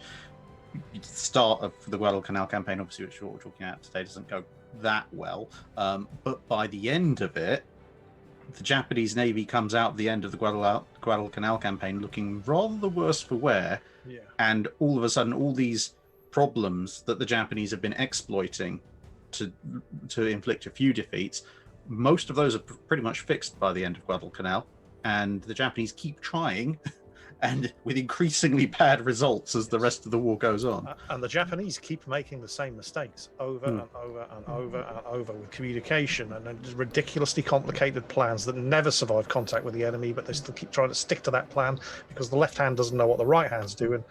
And they just keep making that same mistake over and over and over, and America never does. What can also be said about Guadalcanal? It was basically, for both sides, it was it basically demolished their pre-war cruiser fleets, because on both sides there were heavy casualties. Americans lost more heavy cruisers sunk, but the Japanese lost a lot of them heavily damaged, and that meant that basically entering 1943, neither side had really any like serious naval units in the area. It was like they were both spent, but the Americans had the airport. America was building more in Japan. Yes. There was a massive Essex-shaped shadow hanging over Japan at the start by that point. Yeah. Okay, so let's go to the next question. I think Yeah. The next question is from Call Me Dutch Dave. I don't know if we. Okay, I'm Dutch not Dave. exactly sure who. Yes, Dutch Dave. He says Savo Island seems like the battle that both the U.S. Navy and Japanese Navy were built to fight. Heavy cruiser on heavy cruiser action. Japanese experience with night fighting, combined with their superior torpedo armament, gave them the edge to win. What would happen if the Royal Navy would have been fighting the battle instead of the U.S. Navy? Would the Royal Navy be less eager to stick it in, or would they have been even more aggressive? This Jingles, our resident expert. That's a good question. I think that the initial reaction of the Allied forces would have been a lot snappier. And the Royal Navy had trained for night fighting and was actually pretty damn good at it. Just ask the Italian fleet at Matapan, which was a night fighting defeat inflicted on the Italians that was easily as bad as the night fighting defeat that was inflicted on the Americans at Savo. But given the same class of cruisers in the same positions at the same time, I don't know. I think the Japanese might have still done it. Yeah, I guess it would hurt them more, but yeah, basically the Japanese were the masters of the night combat at that moment, and the moment of surprise would still work. I mean, because the thing is, you've got to bear in mind that the Royal Navy would have probably organised it all differently. Yes. Maybe worse. I don't know, because we had no massive experience with huge amphibious operations like this either, and wouldn't for a couple of years. So it's a really tricky question. The one thing I can say is that the initial reactions from the Allied ships would have been better, purely and simply because we trained for night fighting, the US Navy didn't. But beyond that, there are far too many different factors. The only thing I would say with night fighting is that the Japanese were very good, and I don't want to take that away from them. I would, however, dispute that they're by far and away the masters of it. The Royal Navy, as we said, they've trained for night fighting pretty much since Jutland. Jutland gave them a huge scare, and they never wanted to go through that again. And a lot of the Royal Navy's a lot of the Royal Navy senior officers in World War II were actually there at Jutland, so they knew firsthand, including Admiral Crutchley. So they had a lot of night fighting expertise. They also had superiority in radar. Bear in mind, up until about mid-43, early 44, the Royal Navy is actually the leading navy when it comes to radar. They've got more radar, and they've got more advanced radar deployed on their ships. So obviously there are issues with islands and everything causing problems, but they probably would have had a much better chance of spotting the Japanese coming by radar, or just visually with their own night fighting expertise. I'm sorry, but does radar not penetrate through islands? Unfortunately, not in the real life. Apparently not. No. They didn't buy the premium upgrade yet. But I mean, to be honest, the Royal Navy trained also other scenarios with their cruiser fleet. Yes. The Japanese really focused on the night fighting, which then came to bite them in the ass in other circumstances. Yeah. I mean, the thing is, when you look at the overall, one of the more forgotten incidents of the Pacific War is actually really early, very, very early, almost all the instant the Pacific War is declared. The Royal Navy actually manages to sneak 2 destroyers past the Japanese in a night action to going after the Japanese forces that are trying to invade, I believe it's Malaya. They sneak past an entire Japanese fleet screen. Literally the only reason they don't accomplish what Makawa didn't manage to accomplish, which is blow up the bunch of transports that are involved in the landings, is because the Japanese have gone to the wrong beach. The Royal Navy sneaks past the Japanese escort lines. They show up off the beach that they know the Japanese are going for, and there's nothing there because all the transports are a few miles further north because they got lost. And then they have to sneak out again. Now, fair enough, they get spotted on the way out and they lose one of the destroyers, but in terms of overall night fighting capability, being able to sneak past a superior Japanese naval force at night and almost away again shows you that even when you're not putting radar into play, the Royal Navy and the Japanese Navy, when they're both on their best days, could be pretty much on a par. So a lot of it is going to come down to who spots who first. As we saw, even though Canberra was able to spin up pretty quickly, the fact that Japanese already had their guns trained on it meant it didn't actually matter that much in the end. Yeah. But all it would have taken would have been, let's say, one of those 2 picket destroyers. If one of those had lit off the warning, and the rest of the ship, if it was a Royal Navy force, the other ships would have been ready. At which point there is a significant, if we're doing a like for like, so somehow magically most of the county class is now in the Pacific for some reason, that would not have been a good day to be a Japanese sailor if they're waiting for them. I think it's safe to say that they would have been equal losses on the Japanese side. And the Royal Navy cruisers at this point, remember, have torpedoes. The US don't. The US can only respond with gunfire. Now, fair enough, they don't have long lances, but at the ranges this fight's taking place, that doesn't really matter. Okay. Maybe this goes back to the question from earlier, like how could the battle have been avoided? Like Drac, in your one video of like the what if alternate Battle of Samar, you say, and you mentioned it earlier. It's like, well, if the Royal Navy had been in charge, it's not just swapping out, New Orleans ships for, county class heavy units. It's the whole thing. It goes back weeks, months. Yes. And so it's like, well, would those ships have even just been there, or what would their plan would have been? Could they have intercepted Makawa's force earlier? And the battle just wouldn't have happened, or it would have happened somewhere else. Yeah, would the pickets have been elsewhere? Where would the ships have been deployed? There are so many different factors. You can't just swap Royal Navy for US Navy out and say, well, now what happens? I mean, I'd like to think that the chain of command would have been a bit more clearly delineated, but, well, Crutchley buggered off for a meeting, put Bode in charge and didn't tell anybody. So, it's difficult to say. Knowing the Royal Navies in their conduct in World War II, there probably would have been an R-class battleship floating around there somewhere, because they seem to show up absolutely everywhere. Yeah, Cool. They get there slowly, but they get there. Yeah. Let's head over to the next question, because we do have still a few that we wanted to answer. We were a little bit late starting, so I guess we can do that, right? So the next question is from a Red Dragon Wagon, who is asking, would you say surprise and violence of action were the predominant deciding factors for victory during night naval engagements of World War II? And is there any chance we could experience the night environment and tactics of Battle of Savo Island in World of Warships, namely searchlights and star shells, but also radar and hydro? And by the way, thanks, Mr. Jingles, for the excellent recommendation of Neptune's Inferno by James D. Hornfisher. It was a great audiobook.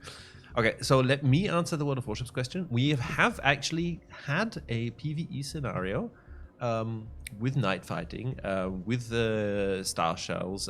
We've done this, right? Maybe we can bring this back sometime. Operation Cherry Blossom. Operation Cherry Blossom, exactly. But full-on night battles are not planned anytime in the near future. It would involve some significant changes, reworks, but we'll be around for a few years, and hopefully we will get there eventually. But anyway, it was a cruiser-on-cruiser night battle as well. Yeah, this is a great scenario. One of my favorite scenarios, to be honest. Yep. It looked beautiful, didn't it? Maybe we need to lobby to resurrect it for a while. Okay, so but would you say surprise and violence of action were the predominant deciding factors for victory? Who wants to take this? In night battles? Absolutely in night Okay. battles. Jingles, you narrate for a bit. I need to run for a second. I'll be right back. I think we'll all pretty much agree. In fact, I'm pretty sure Drax said it earlier, and I'm sure Jack will agree. You get the first shots off in a night battle, you've already... at that point, you have to work pretty hard to lose. Yes. This is what happened off Savo Island. It's what happened at Matapan. If you're in a night battle, yes, absolutely, surprise and violence of action. And the Japanese had surprise, and they definitely had the violence of action on their side during that night in August 1942. It was absolutely, I mean, even the Canberra, which reacted far quicker than any of the other ships there, within seconds had been disabled. The volume of fire and the total surprise that was achieved. I mean, if your ships have been disabled before you're even aware that you're under attack, how do you win the fight? And the battles around Guadalcanal basically show it time and again. Yeah. At the Cape Esperance, even with all the mistakes the US task force did there, they still were able to discover the enemy in time and open fire as first. And that was basically something that the Japanese ships weren't able to get out from. Like they were able to land some damaging hits, but not enough.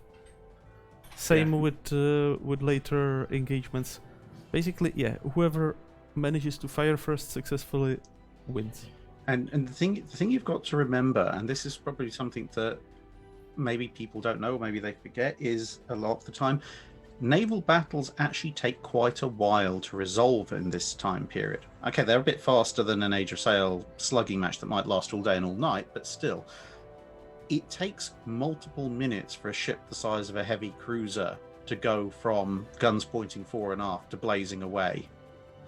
People have got to get to places, guns have got to be trained, ammunition's got to be brought up, guns have got to be loaded. If you're up against someone who's already gone through all that, they've got a huge advantage. Pretty much the only night actions I can immediately think of where things didn't go the way of the person who got the first shot off are either actions where they get the first shot off and they hilariously badly miss and give away their position, which is very, very rare, but it does happen in one or two small engagements, or actions by very, very small ships. So when you talk about things like the motor gun boats and E-boats or S-boats fighting in the English Channel, because they don't have this time delay. Because if you've got a 40mm or a 20mm or a 50 cal or whatever, it doesn't take a fantastic amount of time to swing that around and pull the trigger. And so in that case, surprise will still probably win you the day. But if you don't hit, that's those two things. It's the violence as well. If you don't hit them really hard with your surprise, at that small scale, they can turn around and hit you right back. But And, anything that actually classifies as a proper warship as opposed to a boat, there's just the time lag of getting ready, apart from anything else that's going to do you in. Basically, to add to what you said about the guns loaded, the only possibly worse situation, or slightly worse, is if you are a battleship and your ammunition train from the magazines up is loaded with the wrong type of ammunition, which is actually what happened to Japanese later on around Guadalcanal. And yeah, while the battleships did a lot of damage, they could have done far worse damage if they had actually armor piercing loaded. So that's because they were expecting to be bombarding Henderson Field, and not having to fight a pair of South Dakotas. And but that battle was also extremely confusing, and basically,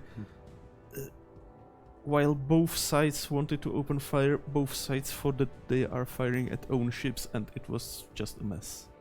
Yeah. Don't worry, I'm sure we'll be talking about that one in a month. Yes, I'm sure we will.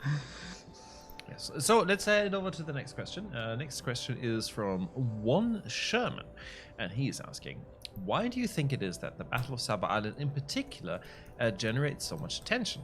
I've always found what came after that particular engagement, with how Norman Scott taught the surface fleet at Guadalcanal how to fight at night, and how it got put into practice at Cape Esperance, the Battle of Friday the 13th, and the Battleship Night action, to be far more interesting and more telling of the capabilities of the ships involved in that theatre of war. I think that he's right. Those are more interesting battles because they're not such massively one-sided victories.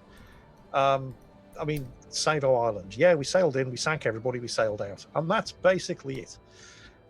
Those other engagements are where the US Navy is starting to learn from their mistakes. They're starting to change their tactics. They're starting to change. They're starting to rely more and trust their technology more. And they are a lot more interesting. But Savo Island was the single biggest defeat at sea that the US Navy had ever since has suffered. And that's pretty much why it gets all of the fanfare and the spotlight, because it was such a massive, crushing defeat. Yes. I think there's also a small factor of it's an enemy victory from the side that lost the war. Yeah, and I think you see this a lot. It's if you read about a US victory in the Pacific War, you're kind of like, oh yeah, well of course they won. They won the war, and it's the last great victory. It fits your expectation at that point. Whereas if you read it's like the Japanese won this one, it's like, hang on a minute, no, the Japanese lost the war. How did they win this one? And if they won that one, why didn't they win the next one? It kind of it twigs your interest a little bit more, I think, and I think that applies across the board. And it's arguably the last big victory that the Japanese Navy had. There's actually, the next question is related to the same topic. We kind of grouped them together. So Dryalga would like to know if the Battle of Savo Island was actually the biggest defeat, or if the Battle of the Java Sea and the loss of De Ruyter and Admiral Karl Dorman, I guess it's a Dutch ship, was this a bigger defeat? I'd say it was of an equal, although it didn't happen all in one night, in the space of a few hours.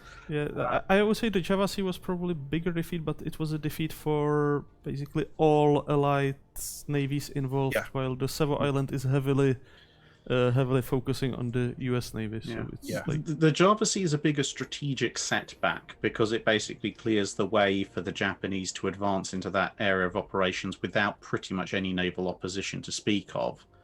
So it has much greater strategic implications. But in terms of raw tonnage sunk, Savo Island, and as Jingle said, in terms of the time span as well, Savo Island is a far heavier defeat.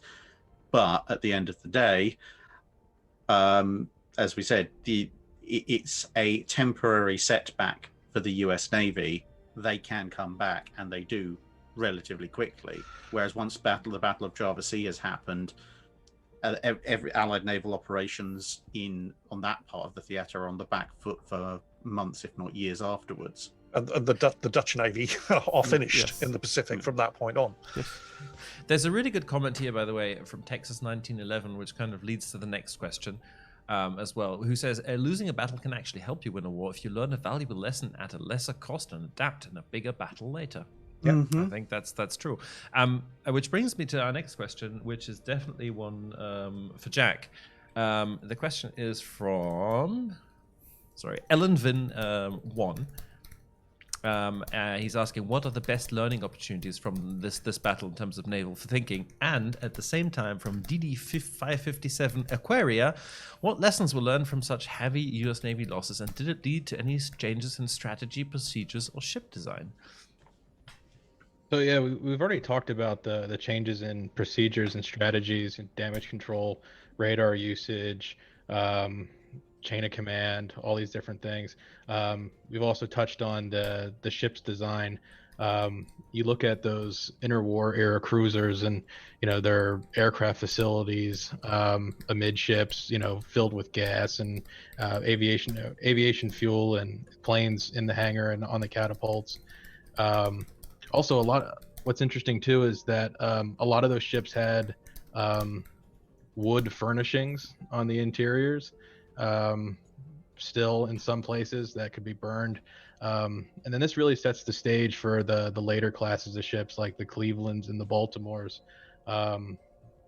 Just a no nonsense design that's full of guns, both heavy and anti-aircraft and everything else. Catapults in the rear and in the stern, hangars. The ships become big enough to where the hangars could be fitted on the inside of the ship in the stern, so that the planes don't burst into flames. There's just a lot that you see that pans out from that. Okay, so they pretty much changed everything.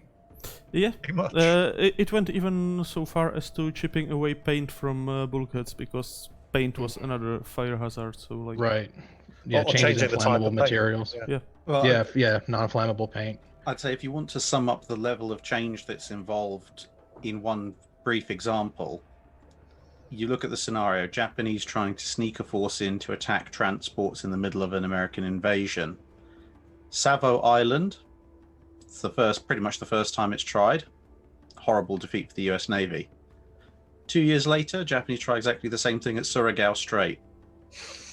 Didn't work out for them quite as well. But even just 1 year later at the Empress Augusta Bay, it's like, again, cruiser clash, cruiser force versus cruiser force, but completely different outcome. Yeah, it's astonishing how quickly the technology and the doctrine adapted to the circumstances on every side other than the Japanese. Okay. Yeah. So then, I think we're almost through. Yes. Exciting. Now that was Ellen Vin. So the next question is from Morticius. You say, Wait, my father was a United States Marine Corps Marine on Guadalcanal, and he said the whole area was lit up and violent explosions filled the night. A first-person tale of horror and fear. Will the Imperial Japanese Navy use of spotlights teamed with devastating precision artillery be addressed? Thank you. Well, I think we did cover that. We saw that picture of Quincy, because that's the other thing. Apart from the range and the fact it's sinking, you look at some of the other pictures of spotlit battles, but then you look at the amount of spotlight, the amount of light in that cone. There you go. That's a heck of a bulb. Yeah, basically it's a bulb that has to light up your target over miles. So And the funny thing is with those searchlights is they're kind of they're very much a catch-22 actually, because you either illuminate your enemy like that to the point that actually there's so much glare and illumination, all you can see is this blinding light coming out of the darkness, and you can't actually shoot for toffee because you can't see anything.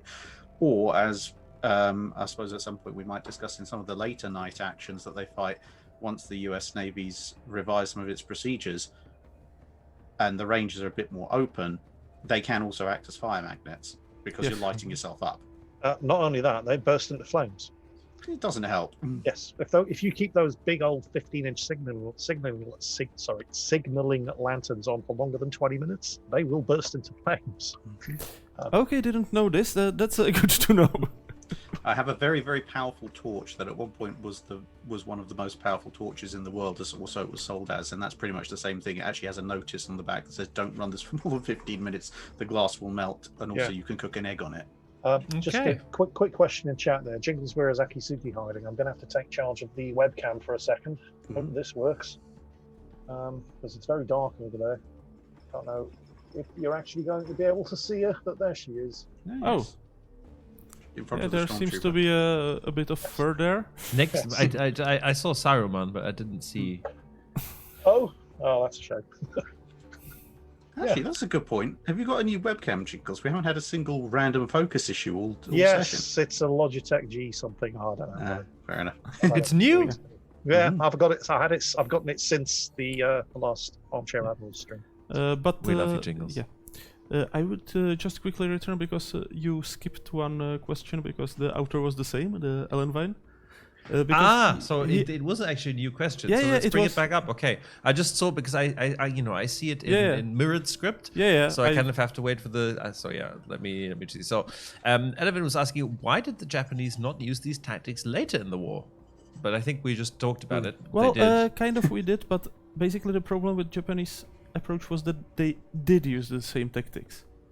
Yeah, But that was their problem. They never changed that was the issue because Yeah. it was basically, it was kind of one-trick pony. It relied on getting there, spotting enemy first, launching torpedoes before the enemy knows that you are there, and then opening fire once the torpedoes hit. But once the enemy can spot you first, this suddenly doesn't work. Yeah. Because then you are shot at before you can launch torpedoes, you are shot at before you can even illuminate targets, and basically it was almost exactly 1 year later when basically it was the US destroyer force that was able to do exactly this to Japanese destroyer force, when they basically were able to launch torpedoes by radar and open fire only when the torpedoes started hitting. So it was like basically complete reversal of the roles, and it didn't get better.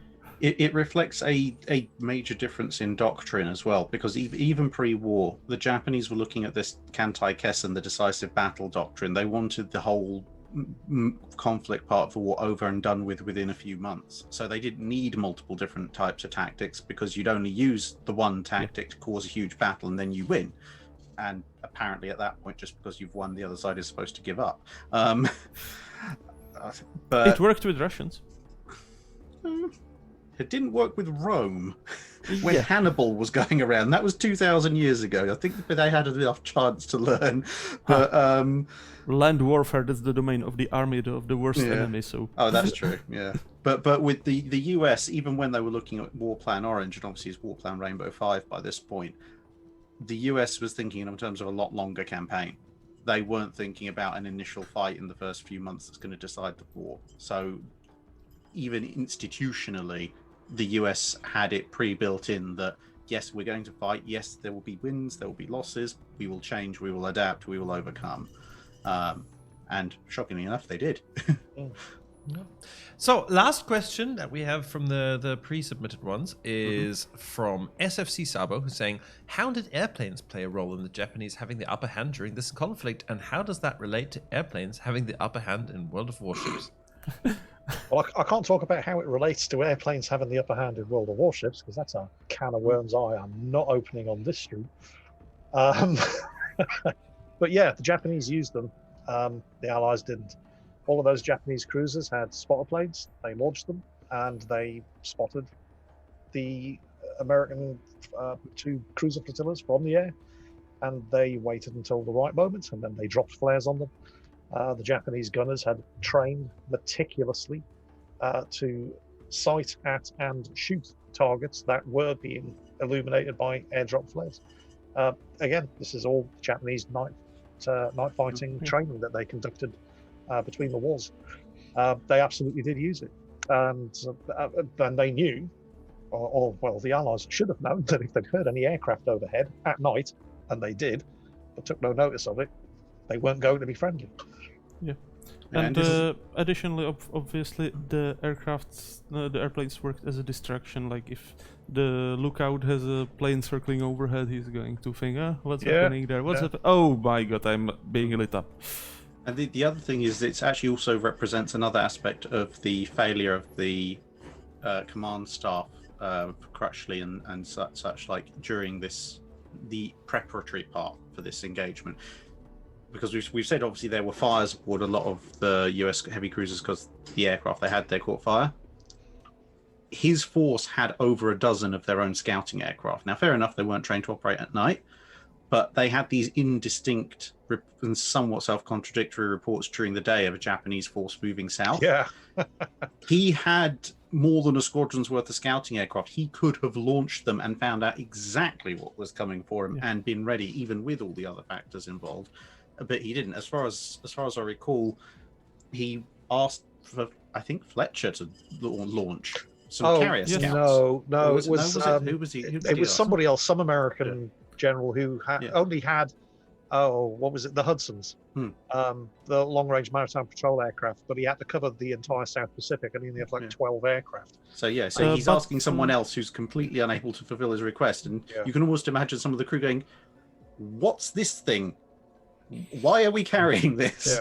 But there was a group of night flying trained aviators on board of one of the U.S. carriers, and its commander asked for permission to actually launch them and was denied by Fletcher. So it was like scouting. What is it? Also, and I'm not going to say this exonerates Crutchley because it absolutely doesn't. But it might help to understand why he made the bad decision to not send his own scouts out. Was that when he signaled for the reconnaissance aircraft to, check out these sighting reports, the American Air Force, U.S. Army Air Force general at the time, who had been petitioned to go and do the scouting, basically just said no, but didn't tell him. Oh, so Crutchley, assuming that the scouting was being done for him, but not verifying that the scouting was being done for him, didn't do his own scouting anyway. So it was again this whole just breakdown of communication, with Crutchley disappearing for a meeting with Fletcher and not telling anybody, other than Captain Bode of the Chicago, who didn't tell anybody, who then just said, okay, so I'm in charge now, but didn't put his ship in the lead of the column, so that the other ships in the column didn't know he was in charge. And over and over and over again, there's this total breakdown of the chain of command and a complete lack of communication going on.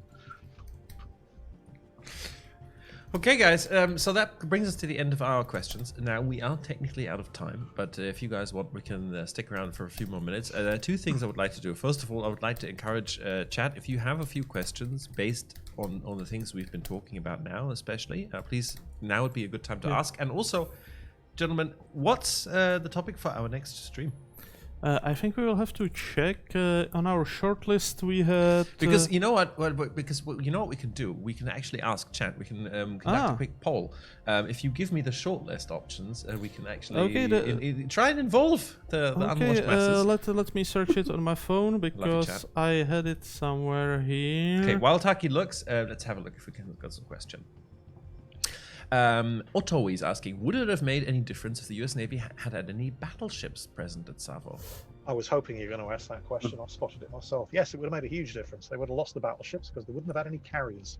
Yes. They couldn't afford to put. They had to choose between carriers or battleships, because the battleships that they had were standard class battleships at the time.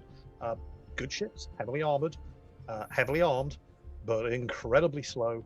And they guzzled fuel like you wouldn't believe. And at the time, I'm not entirely sure, perhaps Drac or Jack can correct me, I think the US Navy only had 4 tankers in the entire Pacific.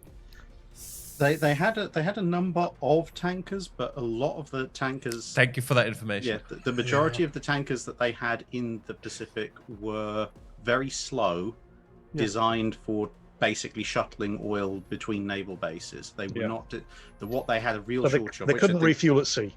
Yeah, what I think what you're referring to is their fleet oilers. Yeah, they actually had fewer fleet oilers than they had capital ships, which is why actually at Midway one of the biggest and most important losses is, I cannot pronounce it for the life. Is it Nehosho or Nesho? Neosho?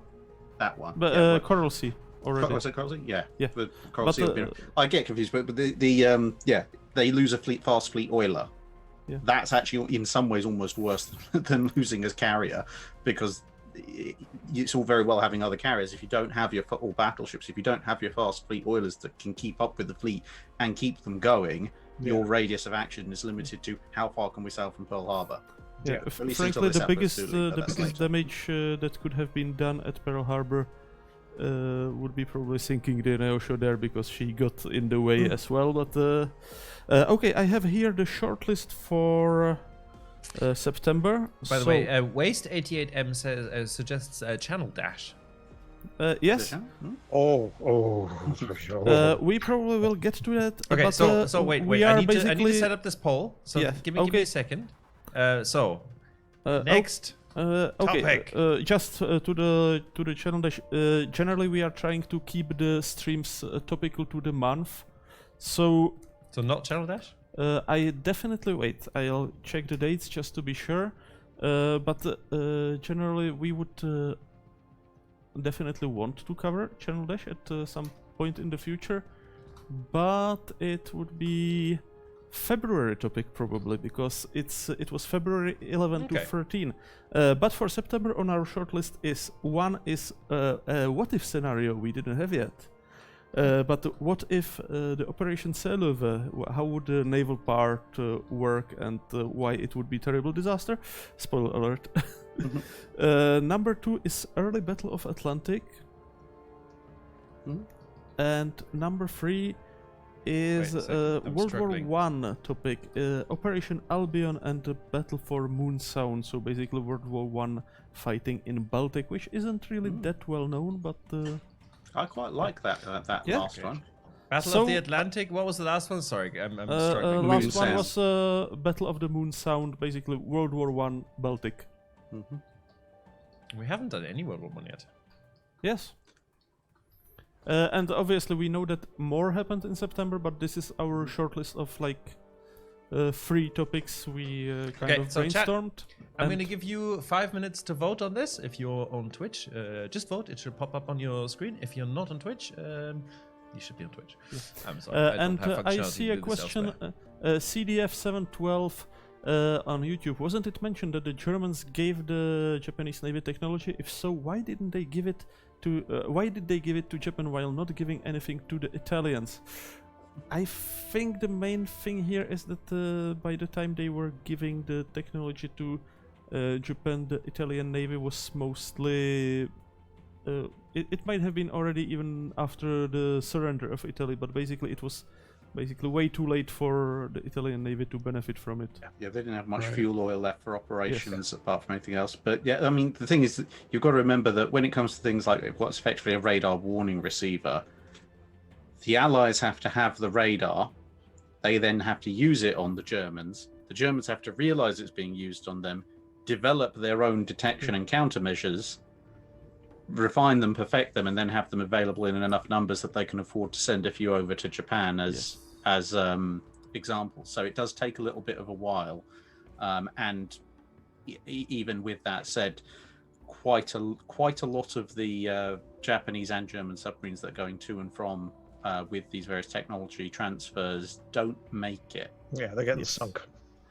And basically, even in the Atlantic, it was like cat and mouse game, because like, okay, Allies introduce a new radar, Germans make a radar receiver that detects it, but in the meantime, the Allies are developing already a new radar anyway. So, like, plus there was a bit of psychological warfare. I think that the British propaganda was suggesting that the radar receiver is actually emitting, and some submarine crews decided not to risk to turn it on.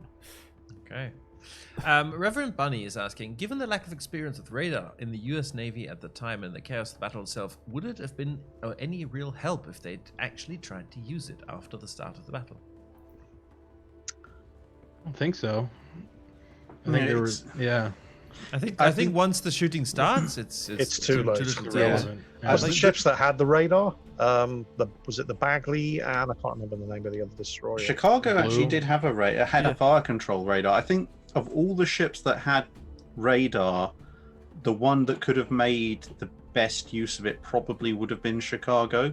because of its position. Because when you've got once the Japanese are coming at northern force, even if they have all their radars pointing at them, you've got islands in the background, so it's going to basically just scatter everything. Whereas if Chicago had been doing something other than a once every 30-minute single pulse, which it was doing, then they would have been looking north through the channel into relatively open ocean, which is where the Japanese were coming from. So if they'd been running their radar specifically, they probably could have seen the Japanese coming, but that's probably about the only one. But there's whether or not Captain Bode would have trusted what his radar was telling him is another. Yes. And there was also the problem that it was a fire control radar, so not really that good at early warning, and that's not a search radar. Yeah, it's not a search radar, but it's going to tell you when they're before they get to 2,000 yards. Probably yes. Probably yes. But that's also the thing. Like the radar is not a magic bullet, and you have different radars for different tasks, and they might not be the best for the other. Because, for example, using search radar for fire control is I mean, a fire control radar is a very narrow beam transmission. Right, you basically have to be looking at the target, or have the target already indicated for you, get the bearing to the target either visually or from your search radar. You can find something with a fire control radar, but you shouldn't count on it. Okay. So the next question I think is going to be relevant once we look at the poll results, which we're going to do in just a second.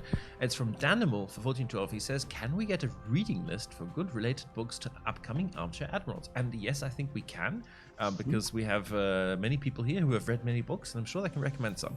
So let's have a look.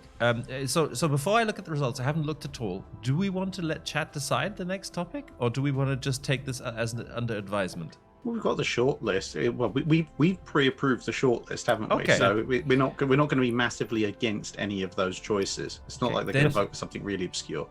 Then the next Armchair Admirals stream will be dealing with the Battle of the Moon Sound. Oh, World War I. Which is interesting. I like this battle. Yes. Good. Now, I have no idea about this battle at all. I've literally never heard the name. So with that Neither in have mind, I. We had a mission. Are there any books, anything you can recommend on this particular topic? I can. Unfortunately, I want to get the names of them, but they're behind here. It's okay. You can go. We'll wait. There are other people. We can keep talking in the meantime. It's at this point where we realise that Drac isn't wearing any pants. I'm actually just a disembodied torso on a Futurama hover chair. Right, 2 seconds. Okay, in the meantime, we have some more questions. So, Texas 1911. If the leadership had been flipped with Japanese admirals commanding the US Navy and vice versa at the Battle of Savo, would the outcome have differed? Yeah, I think so. Yes. Yeah. Because I don't think the Americans would have risked a night attack because they hadn't trained for it. And if they had, I still think the Japanese would have handed them their asses because the Japanese would have seen them coming first because they picked the people with the best night vision and the best eyesight and they gave them the best night optics. I mean, if the US were expecting violence, they might actually use the radar properly. But still... in all the subsequent battles, the radar still was very problematic, and getting to learn how to distinguish between ships and islands was quite a arcane skill at the time. And I saw Chrysanthos' question in chat, Chrysanthos. I'm not going to dignify this with an answer. What did he ask? Why all the admirals except for one have a beard? Oh, that was Chrysanthos. I saw the question, but I didn't notice the nickname. Okay. Any thoughts on doing the Battle of the Falkland Island with Admiral Spee on the Scharnhorst? That's a December topic, I think. Yeah, that's a good one. That is good. We'll get there, though. Yeah. So there was another one here from Majin Wambogan, who's saying, could the Japanese have pushed and attacked the transports, then beached the ships to fight the landing force and block any more landings? So I think the first part they could have, but I don't think anybody's going to beach heavy cruisers. I Not think at that time. if they beached heavy cruisers, then however cautious he might be, the Fletcher would have come back with the planes. And, Yes. it wouldn't go well. Yes. At that point, the Japanese, I mean, we're not talking like Operation 10 Go here, where it's like, look, we can't do anything else. Japan still had options at that stage of the war. And as we've said, they weren't actually building any more cruisers at that point.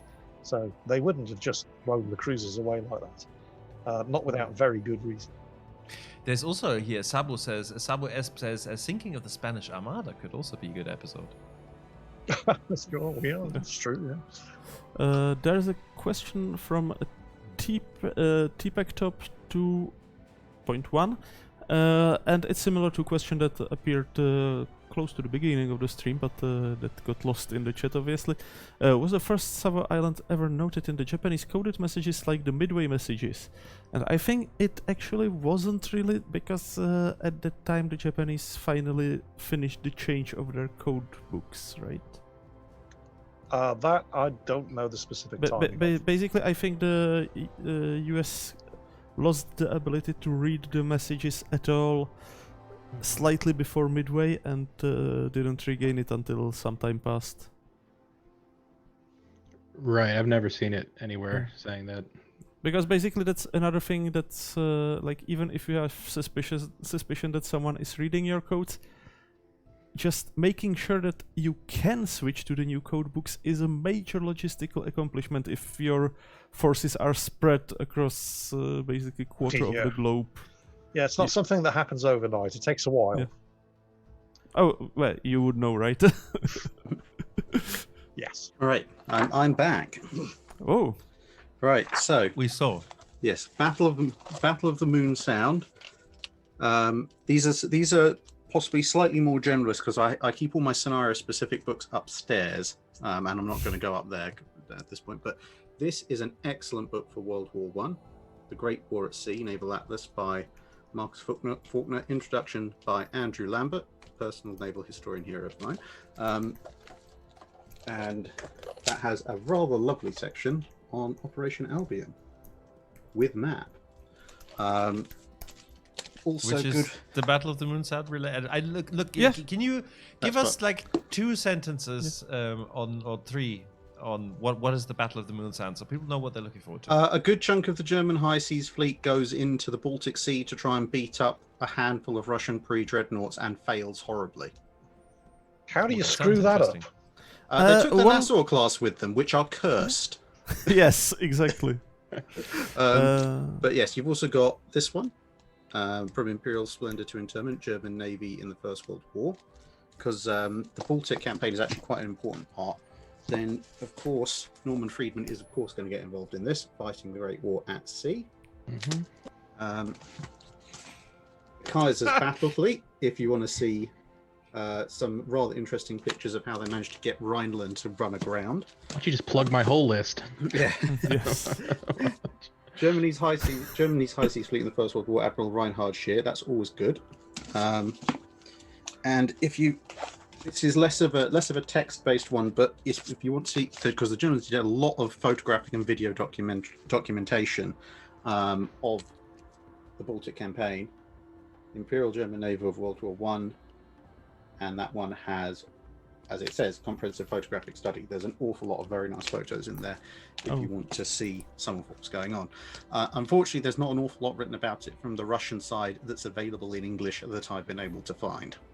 Okay, so and if you guys go to Drachinifel's YouTube channel next week, I'm sure there'll be some affiliate links for you to pick this up, so you can pay for more books. And That's how I'm going to do my research for the next episode. I'll just go to Drax's channel and watch his video on the subject. I haven't actually done Moon Sound yet, but as Jack said, it's like half of my library has USNI on it. there's a interesting question from Hatsukaze in the Twitch, Destroyer Hatsukaze. Why was Tenryu even there? Wasn't it supposed to be a Destroyer group leader? Well, that's just a demonstration of how, like, grab bag the operation was, because in EVE Online slang we call it bringing the kitchen sink. yes, because Right. basically the Tenryu and the other light cruiser involved were basically there because, well, they were warships, they had guns and torpedoes, and they had enough fuel. And basically Mikawa wanted anything he can get his hands on, because, like, the more ships you have, at least the more targets you have for the enemy that like your heavy cruisers might get through. So yeah, and as for the destroyer group leaders, yes, they were designed that way, but they generally anyway didn't really operate that way, mostly because they were in the actual fact they were usually too slow to keep pace with the destroyers, but they can keep pace with heavy cruisers. So oh, I see the test. I'm still actually in test. I don't know how they haven't kicked me yet because I haven't been logged in for months. But okay, different topic. So, ladies and gentlemen, I think it being very late, I think it's unfortunately slowly time to wrap the stream up. We'll start off by saying thank you very much to our guests for joining. Is there anything? Well, I would like each of you to say goodbye, and if there's anything that you want to plug, I will repost the link to the if you want to talk about that one more time, to the GoFundMe you mentioned earlier. So I'll let Drac go first. Okay. Well, obviously, as Mr. Conway mentioned, please do take a look if you can at the GoFundMe for the Battleship New Jersey. And other than that, I think the only other thing to say, I'm making sure the alignment is right. Yes, this man, he is in charge of publishing many useful naval books. You should go and buy books from him. My postman actively hates me because the last time I ordered a bunch of books from USNI, they literally came in 3 massive post bags. Each of which had a huge box, and he took the first box off of the back of the post van, then came to my door and refused to carry them to the door because they were so heavy.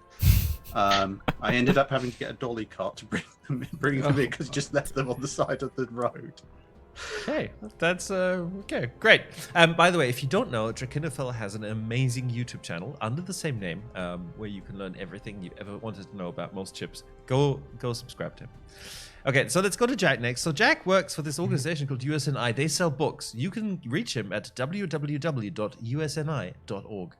And over to you, Jack. yeah. And also, apart from books, they have a very nice asset library. And I would like to thank once again for all the photos that we were able to show today, because they were all coming from their vaults. Yes, we actually missed a few. There were some here from Guadalcanal and Henderson Field with the Cactus Air Force. And I'll just put them on while you talk, Jack. Yeah. Well, so thank you for having me. It's always a lot of fun to sit here and finally meet Jingles and talk to Drac in person finally. As he said, we've exchanged a number of emails, and I've sold him a number of books. I've hung his picture in my office, best customer. But no, in all seriousness, if as Drac, and I said about plugging half my list, we do have quite the number of resources about these subjects, and you can go to usni.org and check out the press, the bookstore, and see everything that's available about these things. Also, oral histories, as well as the USNI photo archive. I believe it's over 500,000 digitized photos now that you can have access to. It does require a subscription, but prices are pretty cheap for everyone. So have a look, and we'll see you there. Thank you very much. And Mr. Jingles, yes, okay, show it one more time. We know you want to.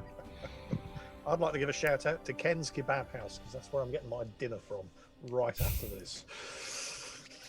That's it. I'm done. Okay, fantastic. Okay, fantastic. Good. Yes. Okay, so in that case, I'm going to say thank you very much and goodbye to you guys. We will see you again next month. In case you guys don't know, we do this, circumstances permitting, every last Friday of the month. So next session is going to be on September 25th. There it is, Jingle.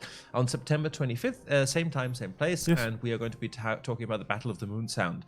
As usual, we will be posting a portal article with the option to ask questions about this very battle, to discuss it. Nice. Yes. But we need to talk about, like some Warships artwork on this. We can make it prettier. And then this is also going to be the occasion where those of you that have not yet got Captain Jingles in-game will be able to get a bonus code from us with a simple mission where you can get Captain Jingles. And bonus on top for the very active of you, if you already have Captain Jingles, you can have another one. Ooh.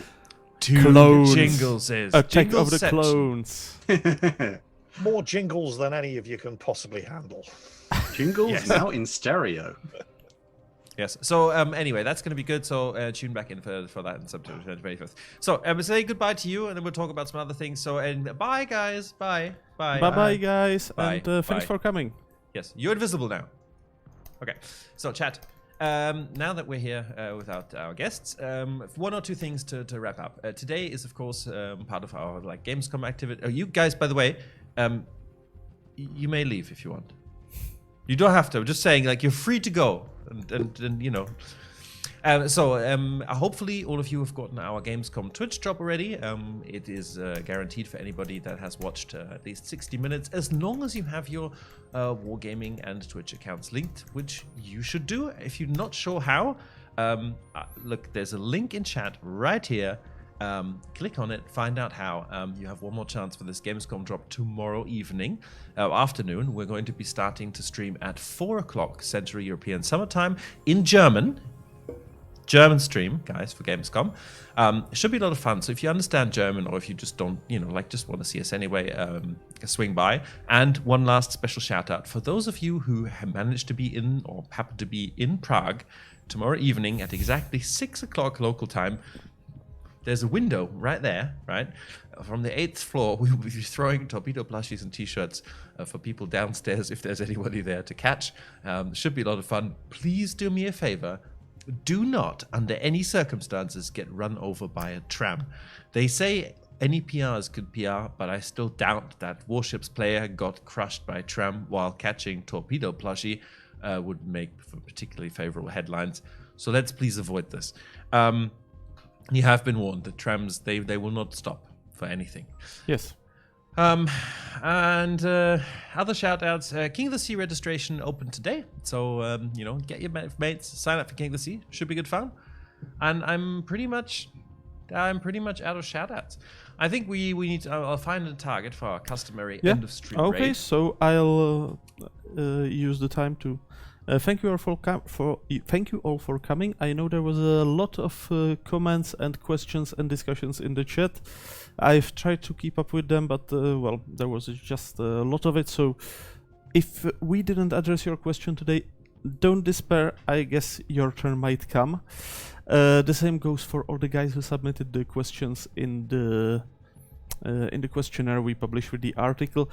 Just for future, for some of you, please, this is not really a game-related stream, so don't ask in the questions about balance or new ships, because we have special streams for that, but this one is the one where we try to really focus on the history. So go ham with historical questions, especially on the topic, because, I mean, it's always... Even if we don't really read your question out loud, it at least tells us what we should cover in our initial primer and what we should not overlook. So, few little things I want to quickly address. Someone says, can you provide the link for the free Jingles Captain? It's going to be next month, September 25th, right here. Just come back, right? Is it possible to create operations based on these armchair battles that we discussed? Unfortunately, we're not making new operations at the moment due to the amount of resources they require to implement and the unfortunate, let's call it lack of general interest on the player base. Like, not enough people play them at the moment to make it worth the investment. We'll see going forward what we can do. But right now, we're going to use this stream series to just talk about events, basically, in the month that they happened, and try and give you some context from some very, very knowledgeable people. And we're very lucky to have such excellent guests that can really give insight that, it's hard to get, I think, normally. Cool. Can you repeat when we have to be in Prague? So it's exactly 6 o'clock evening time tomorrow. Central European summertime. If you're really interested in this, if you want to come, we'd be happy to see you. If you hang around till after the stream, we'll also say hi to you downstairs. I mean, we'll just, we'll have to leave the office. So I'm sure we can find each other.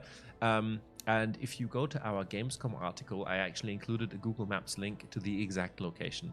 But we will also try and hang like a little Warships flag out of the 8th floor window so that you can see where it goes. And we have a camera here that we can hold out. So we'll figure it out. We're live somehow. We can communicate tomorrow, right? And Gemlin says, only reason operations are not as popular is that you don't make new ones. We've played all the older ones. Gemlin, but the problem is even when the new operations were released, they were not popular enough. It's not just that people don't keep playing them. It's that, it's nothing much we could do. And this is also not the right place to talk about my EVE Online experience. We'll have to do that over beer. It is vast. Some of it happy, some of it sad. But it's at the moment, it's pretty much behind me. So with that... On that bombshell, yes. Thank you very much for tuning in and spending your Friday night with us. I hope that you've been able to stay safe, keep doing so, and hopefully we'll see you tomorrow for our German stream. We are going to launch a raid. Tucky, we need a hashtag in chat. Hashtag? Oof. Damn it. Hashtag hostile ships. Okay, chat. Let's go. Let's go with hashtag hostile ships. Ataki will prepare it. Yes. And yeah, that's all. There was a question. I forgot the name, but whether an old fart can become a super tester. Yes, an old fart can become a super tester. Most of our super testers are old farts. Yeah. Well, like they represent our player base and us. Like, yes, yeah. Exactly. So thank you very much, and we'll see you tomorrow. Bye-bye. Yes. See you tomorrow.